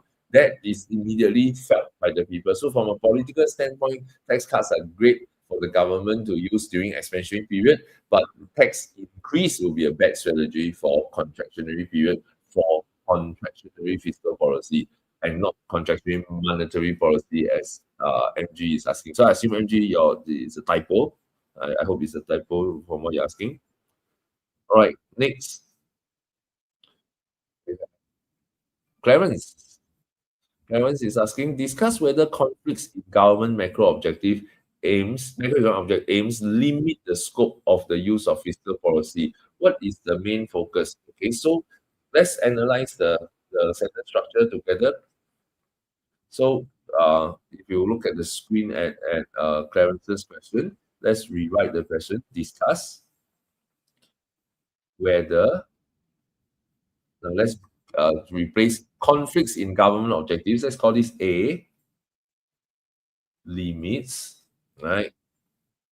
The scope of use of fiscal policy economy. Let's call this B, right? So B is the scope of use of fiscal policy. This is these conflicts between macro aims. So do you think conflicts between macro aims limit the scope of use of fiscal policy? It probably does, right? For instance, if your goal is to use fiscal policy to help reduce cyclical unemployment, so how would you do it? How would you implement fiscal policy? You use expansionary fiscal policy, increase government spending, cause AD to increase, then through your multiplier effect, national income increase, the derived demand for labor rises, right? This will create a reduction in unemployment. It helps reduce the cyclical unemployment. What might be some conflicts? Some of you will say, oh, it might cause some inflation, right? Then it could also cause some worsening of balance of trade, right? Because as your income increases, the induced consumption that is triggered as part of the multiplier effect, right, translates into increase in consumption of imports as well. So when an increase in G, right, AD rises. When AD rises, RNY rises. RNY rises cause induced CD to rise. That causes AD to rise. So that's my multiplier effect. But it could cause demand pull inflation, but it could also cause a worsening of BOT, right? Sorry, worsening of BOT should be a decrease.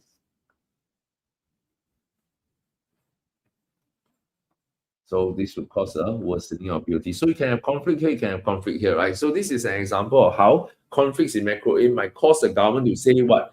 Maybe fiscal policy might not be that good an idea, right? So the moment the government says, because of the conflict with other macro aims, maybe fiscal policy is not such good an idea, then the conflict would have effectively limited the scope of use of fiscal policy to some extent, right? Now, discuss whether A limits B, then you have to say, okay, is it possible that A don't limit B? If A don't limit B, right, then how would you answer this question? Now, before I go on, Clarence, give me a moment. I want to show you, I want to check something. So the question you're asking actually came from an A level, A-level question. Which question is this? Let's see if we can find the question. Give me a moment to scroll.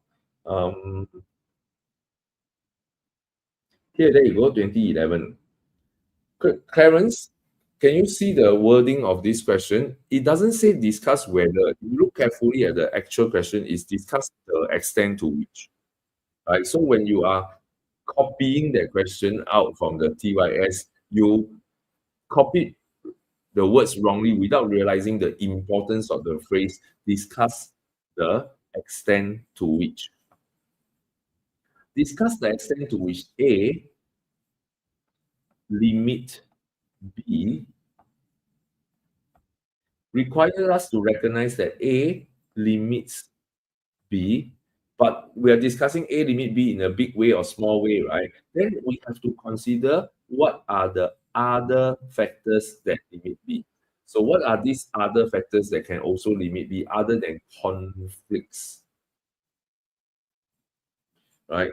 Okay, so I understand, Clarence, the structure. I hope you understand the structure already. So the next part is what is CDE, right? Now, remember when we do policy choice, right? We have this thing called FEAST, right? F stands for feasibility, E stands for effectiveness, A stands for appropriateness, S stands for side effects, and T stands for time lags. Now, if you look at conflicts, right? Conflicts come under what? Conflicts come under side effects, right? Conflicts is side effect. So if you ask me what else can limit the scope of the use of fiscal policy, I'll say maybe effectiveness, right? So what can be a factor that impact effectiveness? Multiplier size, right? Another factor I can talk about is appropriateness. What is appropriateness about? So you can talk about root cause, right? Whether fiscal policy is effective on whether fiscal policy scope of use is high or low also depend on the nature of the problem we are trying to solve. Are we trying to solve structural unemployment or cyclical unemployment? And then finally, you can talk about feasibility, government's budget, right? The scope of use of fiscal policy may be limited by the fact that government has limited budget to do this, right? So this would be something you can consider presenting as a argument to use. All right. Okay, next we have Celine. What are the possible points on why is it difficult to measure non-material SOL? Um, there are several arguments you can talk about. Non-material SOL, right? The biggest argument is that non-material SOL measure what we call the qualitative aspect of standard of living. So, for instance, right, take some space here. So, when you talk about let me change the color.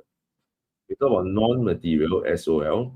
So one of the aspects is maybe you talk about leisure, right? What are we interested to measure? Are we interested to measure amount of leisure, right? Or are we interested to measure the quality of the leisure? You can see immediately, right? The quality of leisure is something that is especially hard to measure because it's like how do you spend your leisure time? How much satisfaction and relaxation you gain from that leisure is notoriously difficult to measure accurately. But then you might think, maybe amount is easier to measure, right? So I measure, let's say, number of hours worked on average, right, per week. So let's say, oh, per week in this country, people work 44 hours a week. Then how do you count that 44 hours? Do you count the 44 hours as official working time in the office? How about when people have to take work home? Does that count as work? How about people's time taken to commute to work, right? That 1 hour in morning commute and 1 hour evening commute. Do I count that as not working? Do I count that as leisure, right? Do people really derive leisure from that commuting? So all these are challenges in um, how we measure those aspects of uh, uh, non-material SOL that can be quantified. Then there's also the parts that cannot easily be quantified. Like for example, you talk about education, right? You can use literacy rate. Literacy rate measures the percentage of your adult population, right, who are literate, who are able to read the local newspapers and understand what is going on. But what about quality of the education? How are you going to be able to assess the quality of education? So you say, okay, maybe we look at the test scores, but are test scores really a good assessment of educational qualities, right? So that can be something that you can bring up as a argument to say that many of these qualitative aspects of non-material SOL cannot be easily quantifiable and in a way that is measured in an objective manner. Right? That will be the one main type of argument. The other type is that the defining what counts as measurable, even the things that are measurable, defining what counts and what doesn't count becomes an issue as well. All right. Here. Is there any real-world example for the use of buffer labor policy to counter inflation? There isn't any real example except that the Ministry of Manpower can, and I think on occasion will, just that it's not something that they will deliberately announce because these are very short-term stabilization policy that are done on a as needed basis, right? It's not something that they have to go into parliament and have to propose and vote for. It's like part of the toolkit, kind of like how the central bank like MAS, when they need to intervene in the forex market to buy and sell currency to maintain the NER band, they don't have to make a big fanfare about it. Right? So in the same way, we don't really have any clear evidence or data of when and how they use this policy. All right, next. Is there, wait, Angela, are there, other than progressive wage model, what other policies can be used for inclusive growth? So earlier, somebody was mentioning about how government increasing government expenditure on education or healthcare, particularly targeting the low-income groups. That will be one alternative policy. But there is another policy you can consider for progressive wage, for uh, inclusive growth, right? Which is to do income redistribution. Right? How do you do this? So to explain this, right? So you're going to say increase taxes on rich, right, and decrease taxes on poor. So rich will have a lower disposable income, poor will have a higher disposable income. Autonomous consumption for the rich will fall, and autonomous consumption for the poor will rise. Now, but because of different MPC value, so this one has a smaller, the rich tend to have a smaller MPC and the poor tend to have a larger MPC, then autonomous decrease in C here will likely to be smaller than the, sorry, wrong direction, than the autonomous consumption increase by the poor. Then together, this will result in AD increasing, which leads to RNY rising. So this is where you get your growth, right? This is where you get your more inclusive, right? So together you get your inclusive growth. That will be another policy you can use. All right. Wow, I like this name, War Legendary. Discuss whether the use of supply side policies would be effective in achieving inclusive growth in Singapore. Do we address supply side policy as a whole and its effect on AS? I think first and foremost, let's clarify what counts as supply side policy, what counts as demand side policy. Supply side policies are policies where the intended way for the policy to work is to target supply side. Will supply side policies have demand side effects? Sure, right? Often they do, right? But we count as a supply side policy if the primary focus of how the policy was meant to work is on the demand, on the supply side of the function. So when they ask you to discuss whether the use of supply side would be effective, then your R1 and R2 are both supply side policies. So you don't have to bring in demand policies to contrast. Now, when explaining each supply side policy, do you have do you have to bring in demand side effects? I would say if it helps your argument, yes, bring it in. If it doesn't, then no. Okay, so must we specify I don't know, I assume you're saying must we specify which supply side policy? Yes, you will have to present two specific examples of, so your R1 will be one specific supply side policy, R2 will be a different specific supply side policy. Right, so focus on specific policies. All right, user 2012, sorry, 1216 says to promote inclusive growth, can I say government do transfer payment? Sure, that transfer payment will be basically redistribution of income. Okay, so War Legendary, you, as I said, you don't bring in a demand side policy, but if your supply side policy has a demand side effect, you can bring in the demand side effect as part of the supply side policy. but you don't have to bring in a separate demand side policy. So R1 is a supply side policy, R2 is a supply side policy. I repeat, supply side policies are not policies that only shift supply. Supply side policies are policies whose intended way of working is to focus on the supply side.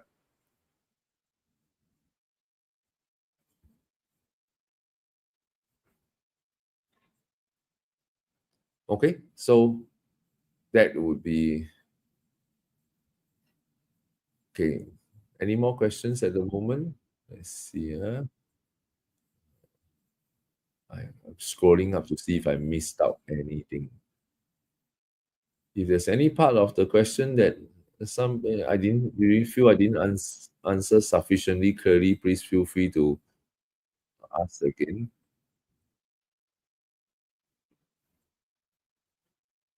Okay,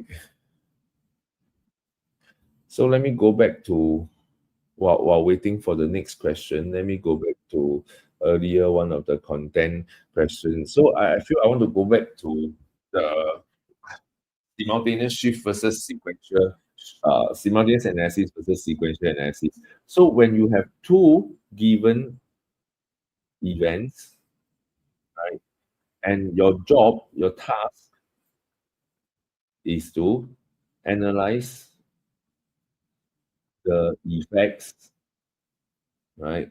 Then do you analyze one event at a time,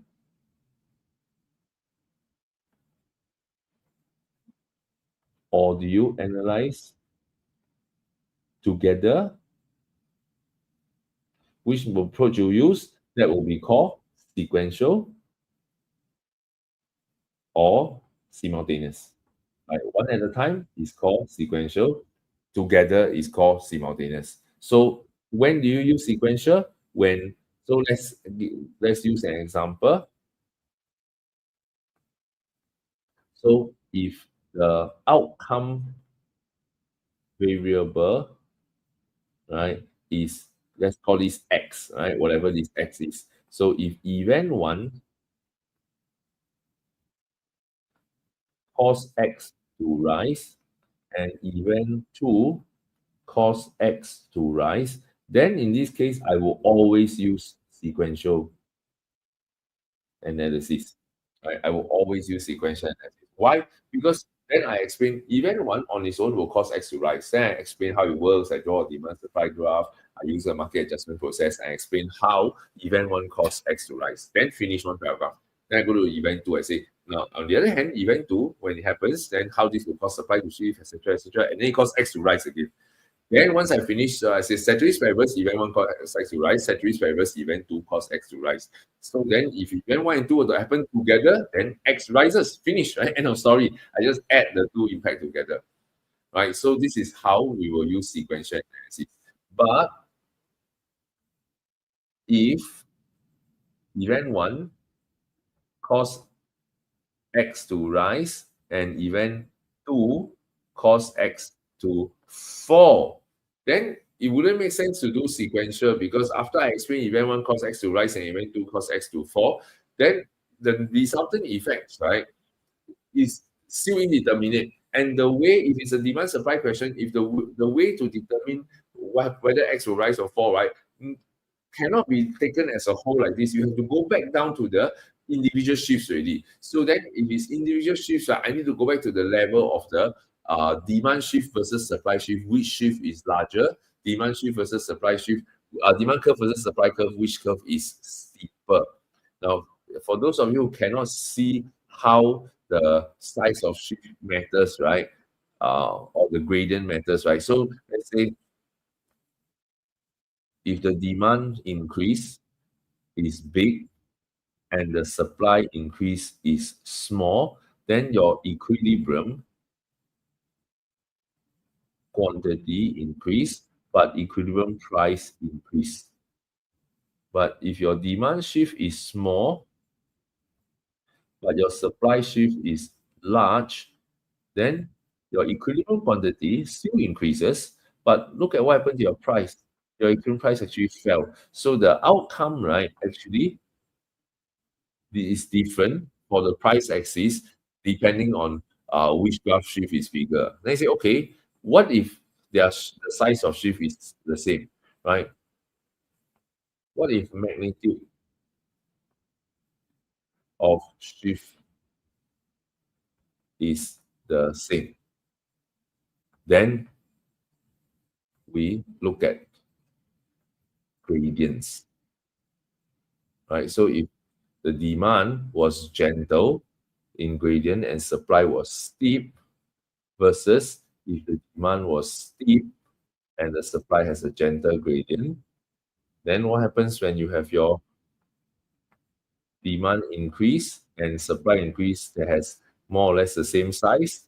Then P and Q both rises.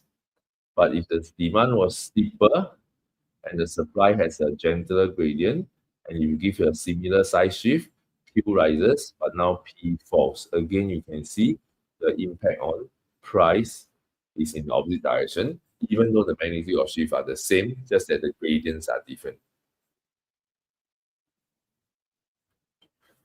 Okay, so primary and secondary income, Jessica. You know, so I assume you mean primary income balance and secondary income balance, Jessica. So you're talking about current account. You have BOT plus primary income balance and secondary income balance, right? So suppose a foreigner in Singapore, right? Suppose a foreigner in Singapore is working in Singapore and earns income. So this is income generated by a factor of production not belonging to Singapore. Then any income earned by this factor of production, if it's sent home to his or her home country, will be considered an outflow from Singapore that is recorded as a primary income balance. So primary income balance records income earned by factors of your production of your country when the income is earned in a foreign land sending home, right? So then the money earned by, let's say, a Filipino in Singapore sent back to Philippines, right? When the money leaves Singapore, it counts as primary income balance. Now, but let's say, right, Jessica, today you graduate from JC and you go to America to study, for example. Okay, I know it's a bad example. America probably don't want too many foreign students at this moment. But let's say you go to America to study, and when you're studying there, and your parents send you money, then this is not your parent being a foreigner in Singapore sending money home. This is your parents being in Singapore. I'm assuming your parents are Singaporeans, right? That they are sending money to their child who is studying in America, right? Then that's called a secondary income balance, not a primary income balance. Because primary income balance must be sending income earned in a foreign land home, right? Then that counts as secondary income balance. That counts as primary income balance. So secondary is like a transfer, right? Your parents giving you money. I hope that helps. Okay, whoever is this excited guinea pig, guys got some cool shit nicknames. Could you repeat what was the more accurate condition for MR equals to MC and MC is rising? Sure, right? So when you draw your MR, ARMR curve for a firm, right? Profit maximization occurs at the point where MR is equals to MC. So this is called your first order condition, meaning necessary but insufficient condition. You actually have a second order condition where MC is rising. So in some of your schools, they prefer to use the phrase MC is rising. Now we run into a bit of a problem, right? When we go to natural monopoly. So in a natural monopoly's case, because the LRAC and LRMC is continuously falling for such a firm called natural monopoly, then profit maximization occurs here where MR equals to MC, but MC is still falling. So if we were to stick to this definition, then this would violate the condition needed. So the correct way of describing this thing in a more accurate way, right, is to recognize that the MR curve is this line, right? Then this is called above, this is called below. So as long as the MC curve is cutting from below to above, so you can look at here, this is from below to above, this is considered uh, fulfilling the condition. This is called below, this is called above, right? And you're cutting from below up. So the proper way to, more accurate way of saying is where MC cuts MR from below. Right? This would be the more accurate way of saying that. Okay, so this is the I hope that's what you're looking for. Yeah, but this in words, if you want to, there's a more mathematical way, but normally at A level, we don't recommend you use the more mathematical way. The more mathematical way will be most precise, but then the examiner will say, I want to know the like a bit more layman meaning, like less technical, less math. But if you want the math way, right, then it's gradient, right, of M R must be less than gradient of MC, right? This would be the most precise mathematical way. All right, so next question. When to explain BOP and when to explain BOT? In our current syllabus, pretty much never have to explain BOP as a whole anymore.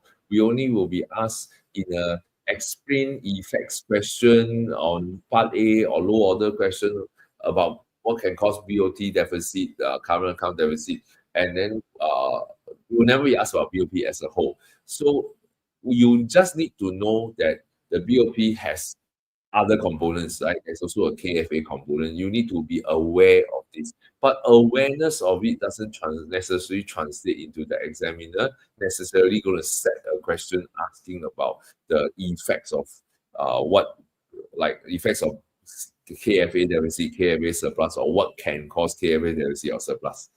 So I would say safe bet you will never have to face a question asking about the BOP as a whole. So most of the time they'll ask about CA, and remember in an essay situation, you can always just treat that CA mean as BOT because BOT you can treat it as the most predominant part of current account. Only thing to be careful about is case study. Right? Case study might ask you a little bit about KFA, but not BOP as well, but ask you components of BOP like KFA components. All right, Jessica, how do you apply managed float exchange rate to essay questions on appreciation, like a country that uses freely floating exchange rate and another that uses managed float? What is the difference in explanation? Um, a country that uses freely floating exchange rate, right, Jessica, will never be able to use exchange rate as a stabilization policy, right? If I'm a government of a country that I decide to go on freely floating, right, means I'm saying I'm never going to intervene in the forex market in my country. Then I wouldn't be able to make it higher or lower as I want, as needed during stabilization goals to achieve stabilization goals, right? So you can't, right? So that it can't ever be a policy. So only countries that use a managed float, right, would be managing the exchange rate by bringing it up or bringing it down as a policy question. So therefore, freely floating can only be used in two ways. Part A question, either in part A question, what can cause exchange rate appreciation or depreciation, or what are the effects of appreciation or depreciation? Or a part B essay that asks you to discuss the effects of appreciation or depreciation. Right? So this freely floating can only be asking about causes and effects. Yeah, but we'll never be able to use it as a policy.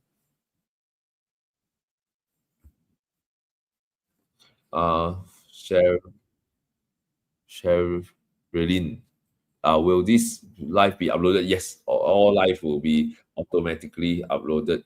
And I think I have figured out how to set the video such that these questions that you ask will also, that means the live chat will also pop up when you replay the video. I'm hoping I get it right. Uh, Pardon me if I don't, because I'm a newbie at this. Josh, you're still here. Oh my goodness. That's so nice. All right, let's see what does Josh have to ask. Uh, oh, Josh is just being helpful. War legendary. Where is allocatively efficient output for firms again on the diagram? I forgot. Okay, allocative efficiency at the for the firm's diagram. Oops. Allocative efficiency for the firm's diagram is P equals to MC. So if you draw a perfectly competitive firm,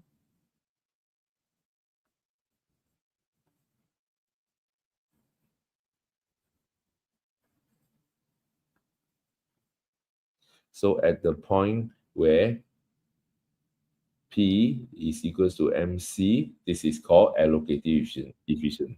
Now, if you are drawing for price setter firm, then this is MR equals to MC. But where is P equals to MC? P equals to MC will occur at this point, right? So P equals to MC will be, oh sorry, not this P, is P will be AR curve lah. So AR curve, AR intersection will give you P equals to MC. So if we set at P1, then P equals to MC. For PC, because they are price taker, the price will always get stuck here. So it's AR and MC curve. Okay, a small point to note, World Legendary. Notice how I label LR, MC, LR, AC. As long as I'm talking about any efficiency concept, right? You need to know that all efficiency concepts are long run concepts. That means the only way to illustrate any efficiency concept on the firm's diagram must be draw long run graphs. So you have to label all your curves as LRAC and LRMC. If you just put AC and MC, your school teachers will treat it that you are talking about short run curves and they will mark you down. Or at least they are supposed to.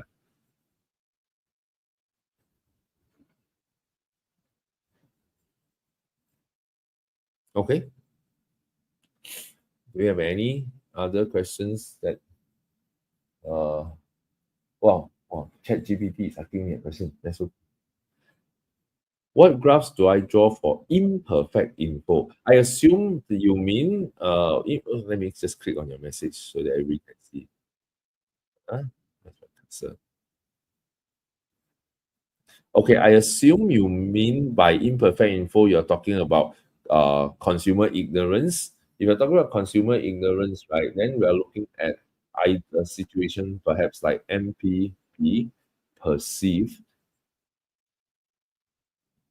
is lower than MPV actual, for example. So maybe people underestimate the benefits of attending skills upgrading, for example, right? So then MPV perceive is, sorry, it's my wrong graph, wrong labeling. MPV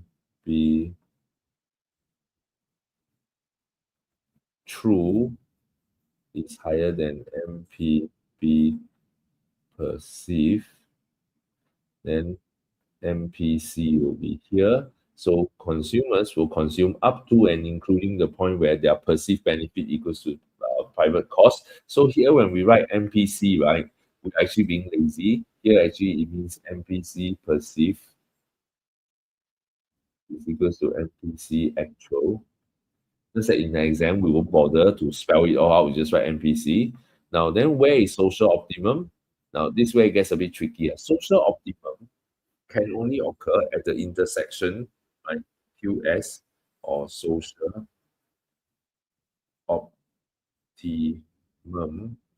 can only occur where MSB equals to MSC. Now, where's that on the graph? Well, you don't see that on the graph, right? Because you don't see MSB, you don't see MSC in the diagram yet. So in order to draw a social optimum, you got to first now add some assumptions. Let's assume that there are no positive externality and there are no negative externality for the consumption or production of this good. Then MSB is equals to MPB true. So we assume MPB is 0. And we assume that MEC is also equals to 0. Then the intersection of MSC and MSB gives me QS.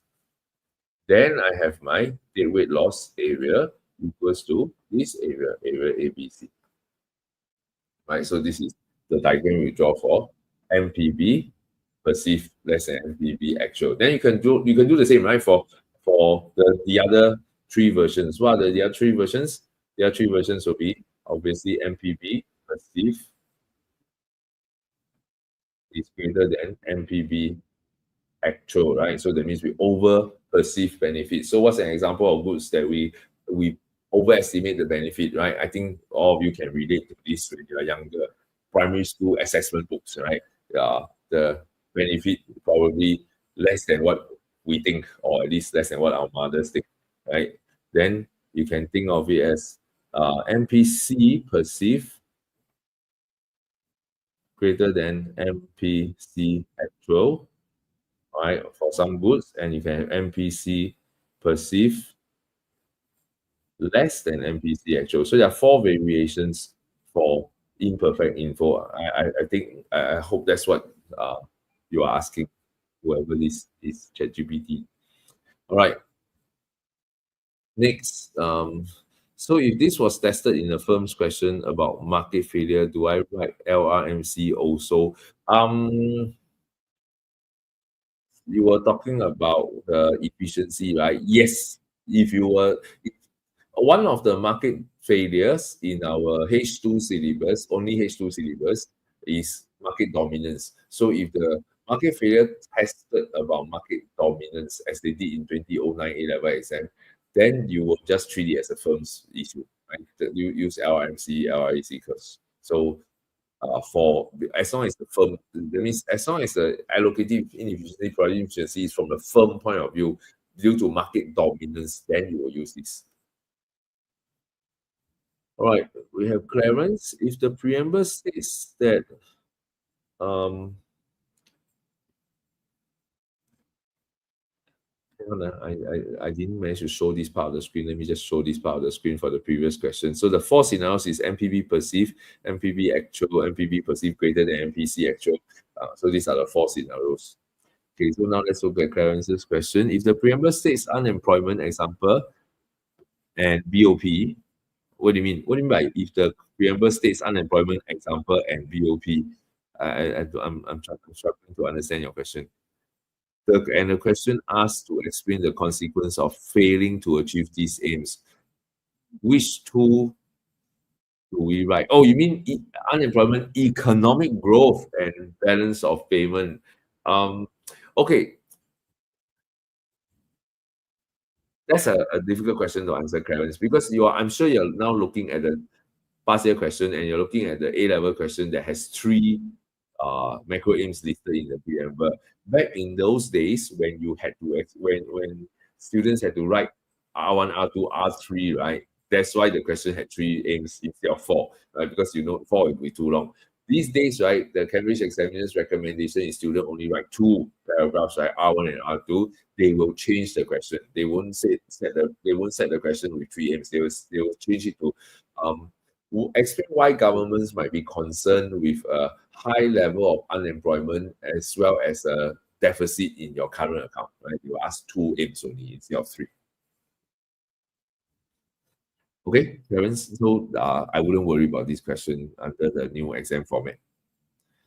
Right, MG is asking for supply side labor market policy. Can we talk about relaxation of work permits, as in more permits? Yeah, sure, right, sure, definitely. That's something you can use in the labor market too, especially when you have a labor shortage situation in the country. That's something definitely can be talked about.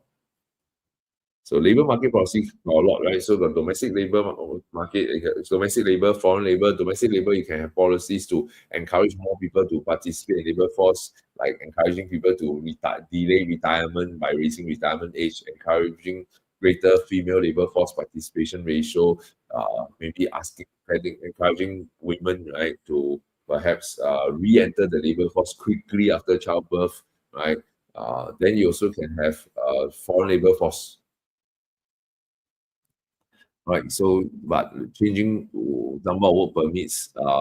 In addition to changing work permits, MG, you can also consider another policy is to raise the foreign worker quotas for different industries. Right. In Singapore, certain industries, right, you must have for every foreign worker you employ, you must have 10 local workers. Some industry, for every foreign worker, you must have 6 local workers. Some will be just 3 local workers before you can hire 1 foreign worker. You can adjust the quotas, right? Let's say an industry that has 10 to 1, right? Now you change to 7 to 1, right? Suddenly they are allowed to employ more, right? So that will be something the government can also adjust as needed. There are pros and cons of doing so, but it's certainly a policy you can choose. All right, next, user 1216. Whenever a essay question asks if something is appropriate or beneficial, do we refer to macro aim, SOL, or anything else? When we say beneficial, right, normally we will look at S aims, macro aims primarily, but SOL become something you can also talk about. It's not wrong, but we usually focus on macro aims. I'm assuming this is a macro policy.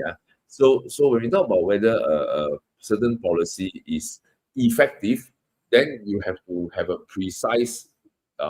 precisely identified objective of the policy to know whether the policy is effective or not. But when I say whether a policy is beneficial, the thesis of this argument should still be tied to effectiveness. The thesis argument of policy should be is beneficial, is appropriate because it helps the problem. But when it comes to the antithesis, however, right, you can say that this antithesis can come in the form of maybe ineffectiveness or invisible, or can be have harmful side effects. And when you pick a specific point you talk about in your antithesis, you can link it to SOL, you can link it to uh, uh, uh, other macro aims, right? If it's a micro essay, then you can link it to side effects, you can link it to micro aims, right? You can also link it to equity, right? So the aims of government go beyond just the basic macro and micro aims. So SOL, equity, all can be talked about if it's something like whether it's beneficial or appropriate.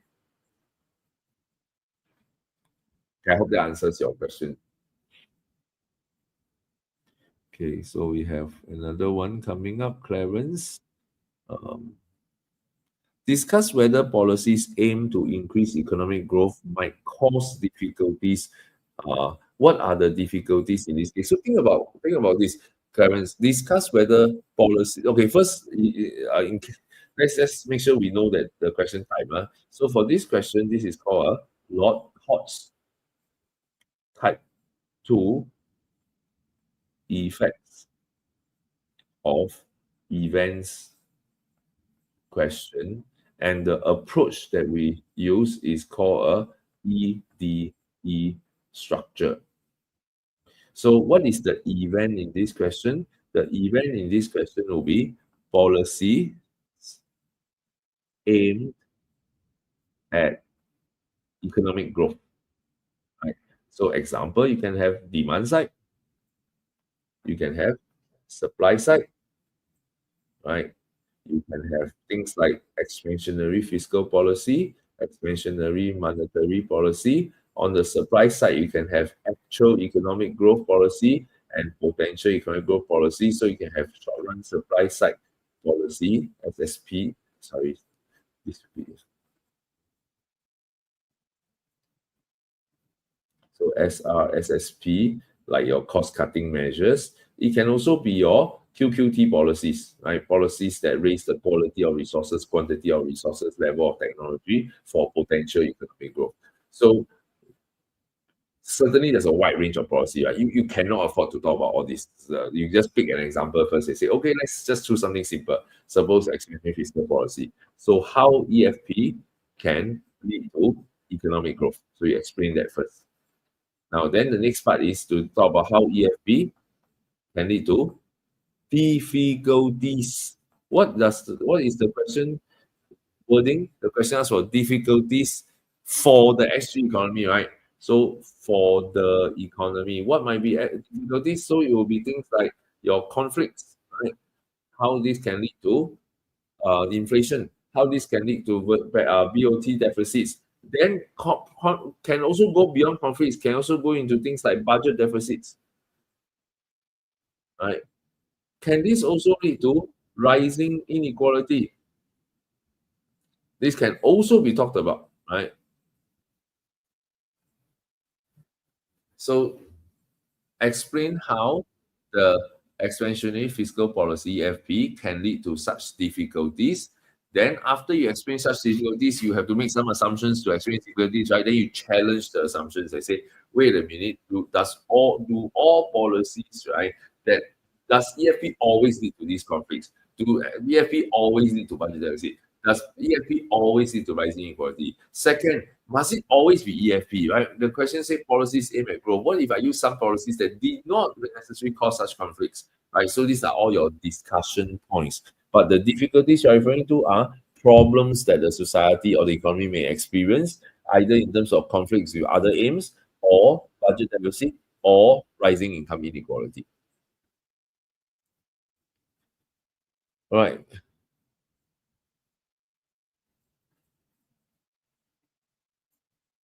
Who is who is this Justin and Sherlyn? Oh my goodness. I bet this can't be Justin Wong. I don't think this is. I also don't think this is. Which Justin is this? Oh my goodness. Okay, never mind. Next. What are the components to evaluate social welfare? Um, I I don't know how to answer your question precisely because it depends on whether we are talking about uh, macro or micro. If you're talking about macro, right, then we're just talking about things like equity. But if you're talking about micro, right, social welfare can also be in terms of efficiency criteria. So you can say that allocative efficiency and productive efficiency, as well as equity, can be discussed at the micro level. But at the macro level, when you talk about social welfare, right, we focus more on um, uh, just equity issues primarily. But if you want, you can also talk about SOL, right, for macro side. Anything else you can talk about? Well, you add one more under international trade, right? Tariffs and quotas. Then you will use deadweight loss to discuss social welfare. So social welfare means different things in different chapters. So under international trade and protectionism, it will be deadweight loss from tariff and quotas and subsidies. Under market failure, it can be allocative productive inefficiency, can also be equity issues.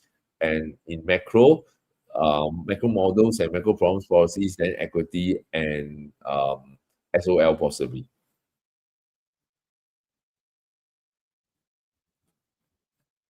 All right. Let's hang on. Wait, who is this Justin? Can't be Justin Teng, can't be Justin Tan, can't be Justin Wong also. I wonder who this is. Okay. Anyway, any more questions? We have 7 minutes to go before we call it a day.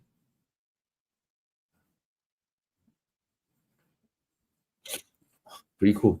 I've run 2 hours and 23 minutes non-stop talking. Okay. Can inequity be used as an antithesis for a price floor on necessities as low-income households are? Sure, sure. That's war legendary. You can certainly use that as a counter argument.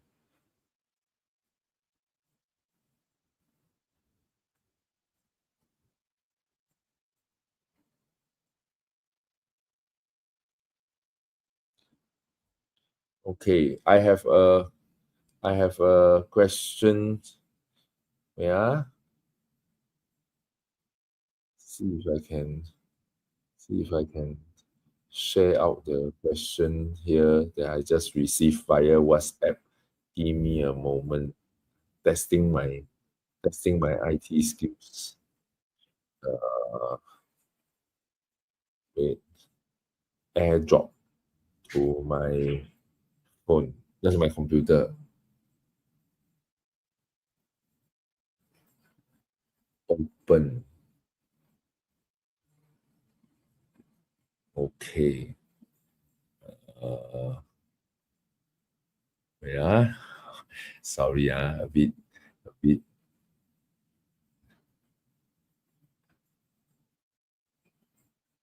newbie. 2985. Wait, where's this file?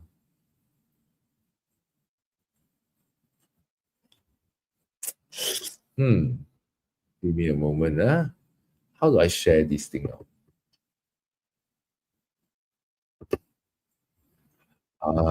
Okay. I think I know how to do this. Sorry. One moment. Cancel this. Stop screen share. Screen share a different window. Yeah. So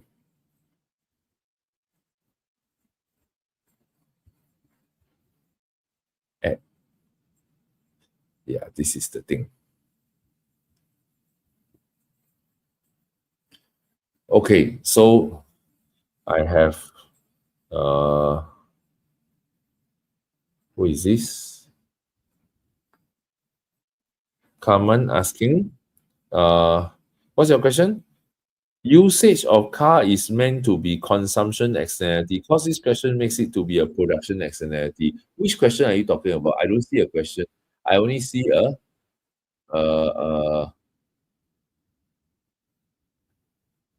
diagram in your notes. I believe this is your school notes, right? Okay, so where does it say it's a production externality? If you read what your school notes say here, in the pursuit of self-interest, car users ignore negative externality. What? Car users, not car manufacturers, right? So, for instance, when people use their cars, not only do they incur private costs, they're talking about users. They're not talking about producers. Or how is this a production externality? This is a consumption externality. Oh, wait, but they wrote here, this means that negative externality by these car journeys are negative. Okay, yes, you're right. So this is wrong. They don't even make sense, right? The description above refers to the user and not the producer, right? We talk about what? Negative externality include pedestrians suffering from exhaust fumes, delay to other road users caught in traffic congestion, noise pollution from homes. All these are from the usage of the car, not in the manufacturing process of the car, right? So this is certainly not counted as a production externality. I think it's a typo, lah, right? Yeah, I'm pretty sure it's a typo rather than a conceptual error. I think, okay, sorry, they made the same mistake in production externality. Producers, oh, I get it. Producers of car journeys. I don't know. I produce a car journey for myself. I guess it's English, bah. If you want to phrase it like this, then I 煮饭 for myself. I cook my own dinner. I also called producer of my dinner lah. Then I water my own plants. I producer of my garden. And I don't know. I have no comment on how your school chooses to phrase the thing. Okay, so let's get back to um, my tablet.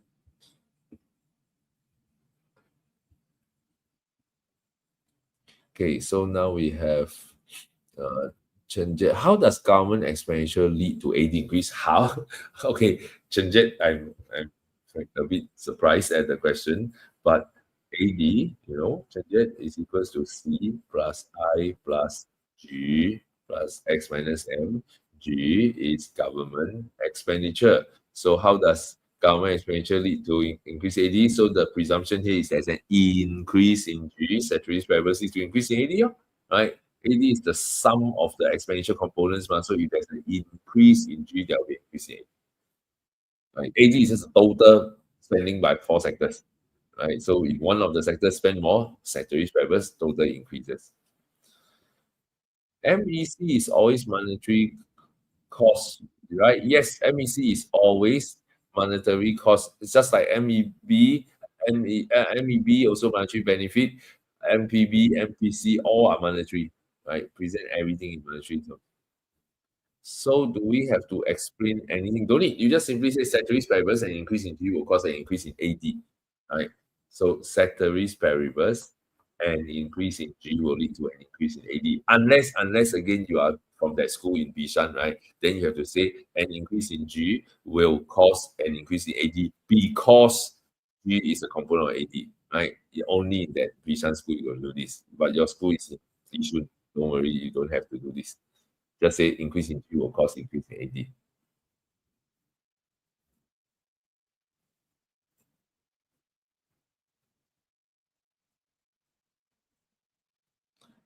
All right.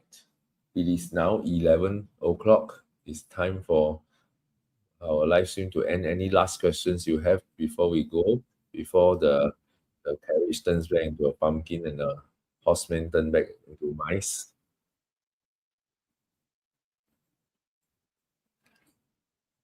Okay, I'm going to take it that we don't have any more. Now, those of you who have exam tomorrow morning at 8 o'clock, please go and sleep, right? Your marginal benefit of studying another hour is not going to be very high, but your marginal cost in terms of cannot recall stuff tomorrow will be tremendous. So, as an econ student, you should make the rational decision and probably go and sleep now. Those of you who have an exam on Wednesday or Thursday, please feel free to text me tomorrow, WhatsApp me anytime and ask questions anytime. Okay, so we'll just stop here. I'll have it saved and put up on the YouTube anyway later on. It might take a while to get the thing completely uploaded because kind of long. So, but anyway, thank you for everybody's time of being here, and we'll call it a day. Bye bye.